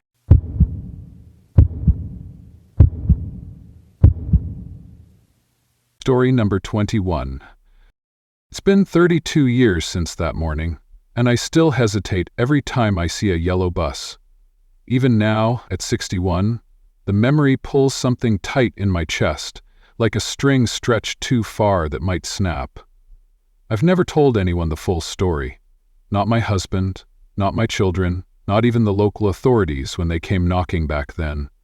But I've carried this with me for too long, and I think it's time to say it all out loud. Even if it's just into the void. I was the school bus driver in Lauterbrunnen from 1987 until 1993, a small town tucked in a valley, not a place most people could even point to on a map, but home to me. That morning, February 11th, 1993, started like any other. I remember getting to the depot just after 6, doing my usual checks, and lighting a cigarette before the kids began to arrive at the bus stop near the post office. We didn't have many students. Lauterbrunnen's always been a modest place, but the route included a dozen kids from farms and small chalets scattered in the surrounding hills. By 7:10, they were all on board. I remember their chatter, some still half asleep, others trading snacks or teasing each other about forgotten homework. I don't know why I paid attention to their faces that day. Maybe some part of me already knew it would be the last time I saw them. The route should have taken 35 minutes to get to the primary school in Wengen. We had to take the road that curved around the Lauterbrunnen Gorge. Not the most scenic, but it was paved and reliable, even in winter. I remember the sky was gray. That's not unusual for February. The road was dry, though, and there was no excuse for what happened. At around 7:24, we passed the Brunwald curve, a long left bend near the old abandoned forestry station. That's where I saw it. Another school bus, identical to mine, same model, same yellow paint, same little Swiss flag decal peeling at the corner of the back window. It was parked on the shoulder facing the opposite direction, but no driver, no hazard lights. Just sitting there. At first, I thought maybe one of the new drivers had gotten confused or turned around, but I knew all the buses in town. There weren't many of us. And I was sure mine was the only one scheduled that morning. I slowed a bit as we passed, craning my neck to see if anyone was inside. The kids noticed it too. One of the older boys, Lukas, joked, "Look, Frau Weber, you're driving us and yourself." They laughed. I didn't.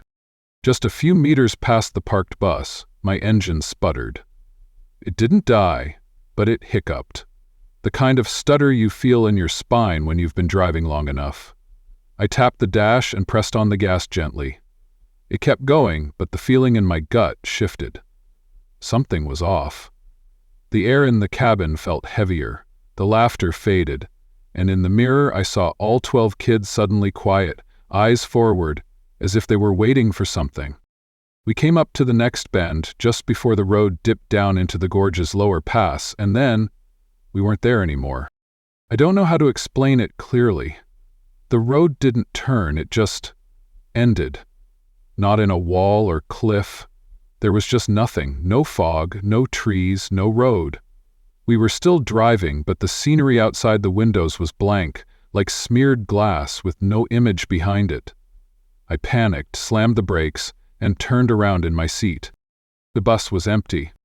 Every seat was vacant, back to front, every child gone, their bags still there, a half-eaten sandwich on the floor, a pencil still rolling down the aisle from the last bend, but not a single soul. I called out, I screamed names, I opened the doors and ran outside, only to find the bus parked right where it should have been. On the same bend, still on the paved road, engine humming.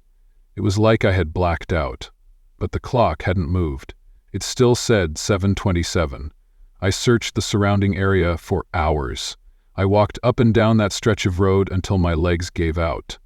Nothing. Not one trace. No footprints in the snow. No signs of an accident. The children had vanished, without a sound. When I radioed it in, I told them I'd had a mechanical failure, and the students had been picked up by another bus. It wasn't a good lie, but I couldn't say the truth. Who would believe me? The town launched a full investigation. Police, fire brigade, volunteers. We searched for 3 days. It made national news for a week.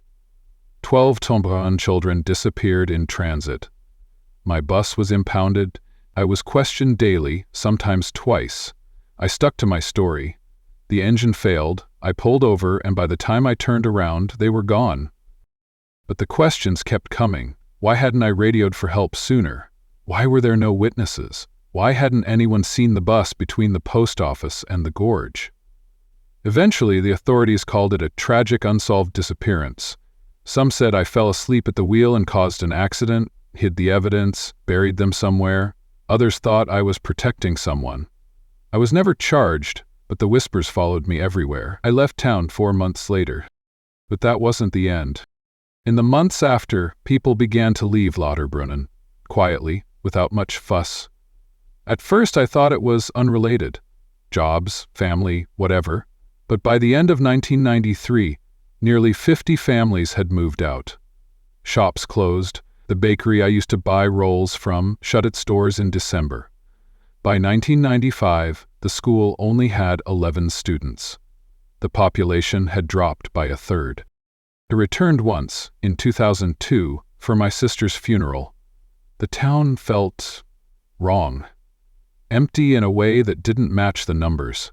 Houses stood with curtains drawn, windows dark. A few of the older locals gave me tight-lipped nods, but most looked away. I didn't stay the night. I drove back to Bern without stopping. Years passed. I tried to move on. I got married, had 2 kids of my own. I avoided buses. Even when my children started school, I insisted on driving them myself. I never told them why. And then last year it happened again. I got a letter. No return address, just my name perfectly printed on the envelope. Inside was a photo, an old one, faded. A classroom. Kids in uniform smiling at the camera. I stared at it for a long time before I recognized them. It was the 12. The same students I lost, not a day older. Lucas in the back, grinning. Sophie holding her lunchbox. Marco with his ridiculous bowl haircut. On the back, written in blue ink, were 3 words. They never left. I called every number I could think of. The Lauterbrunnen school board. Old colleagues. No one remembered them. Not one record. It was like they'd been erased from the town's history. Even the old newspaper articles were gone. I checked the archives in Bern. The reports had been pulled. No mention of the disappearance anywhere official. Like it never happened. I thought maybe I was losing my mind. I kept the photo locked in a box. But last week, my daughter, she's 21 now, came home from university with a story. A strange girl had appeared in her class. She didn't speak, didn't eat, just sat there staring. When the teacher asked her name, she whispered, "Sophie." My daughter said the name meant nothing to her, but something about the way the girl looked made her uneasy. She showed me a photo her friend had taken secretly in class. It was her. Sophie. Same face, same eyes, unchanged since 1993. So here I am, speaking into this recorder, trying to get it all out before it happens again. I don't know what I saw on that road. I don't know where they went or what brought one of them back. But I do know this. Something happened that morning that doesn't belong to this world, and whatever took those children is not finished. I can feel it in my bones. The slow unraveling of something buried. I saw a yellow bus parked near my block last night. Same model, same peeling Swiss flag. It wasn't there in the morning. I've made peace with many things in my life. This isn't one of them.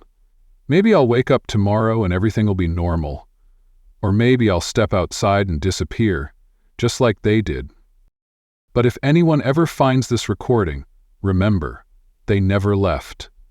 And if you ever see a bus that shouldn't be there, don't follow it. Don't look inside. Don't acknowledge it. Just walk away. Which story setting scared you the most? Let me know in the comments. Hey everyone, thanks for listening. If you stuck around until the end, don't forget to hit that like button, subscribe, and click the notification bell so you never miss a new episode. As always, I'm looking for more story ideas, so drop a comment below with any themes or experiences you'd like to hear next. Stay safe out there, and until next time, keep your eyes open.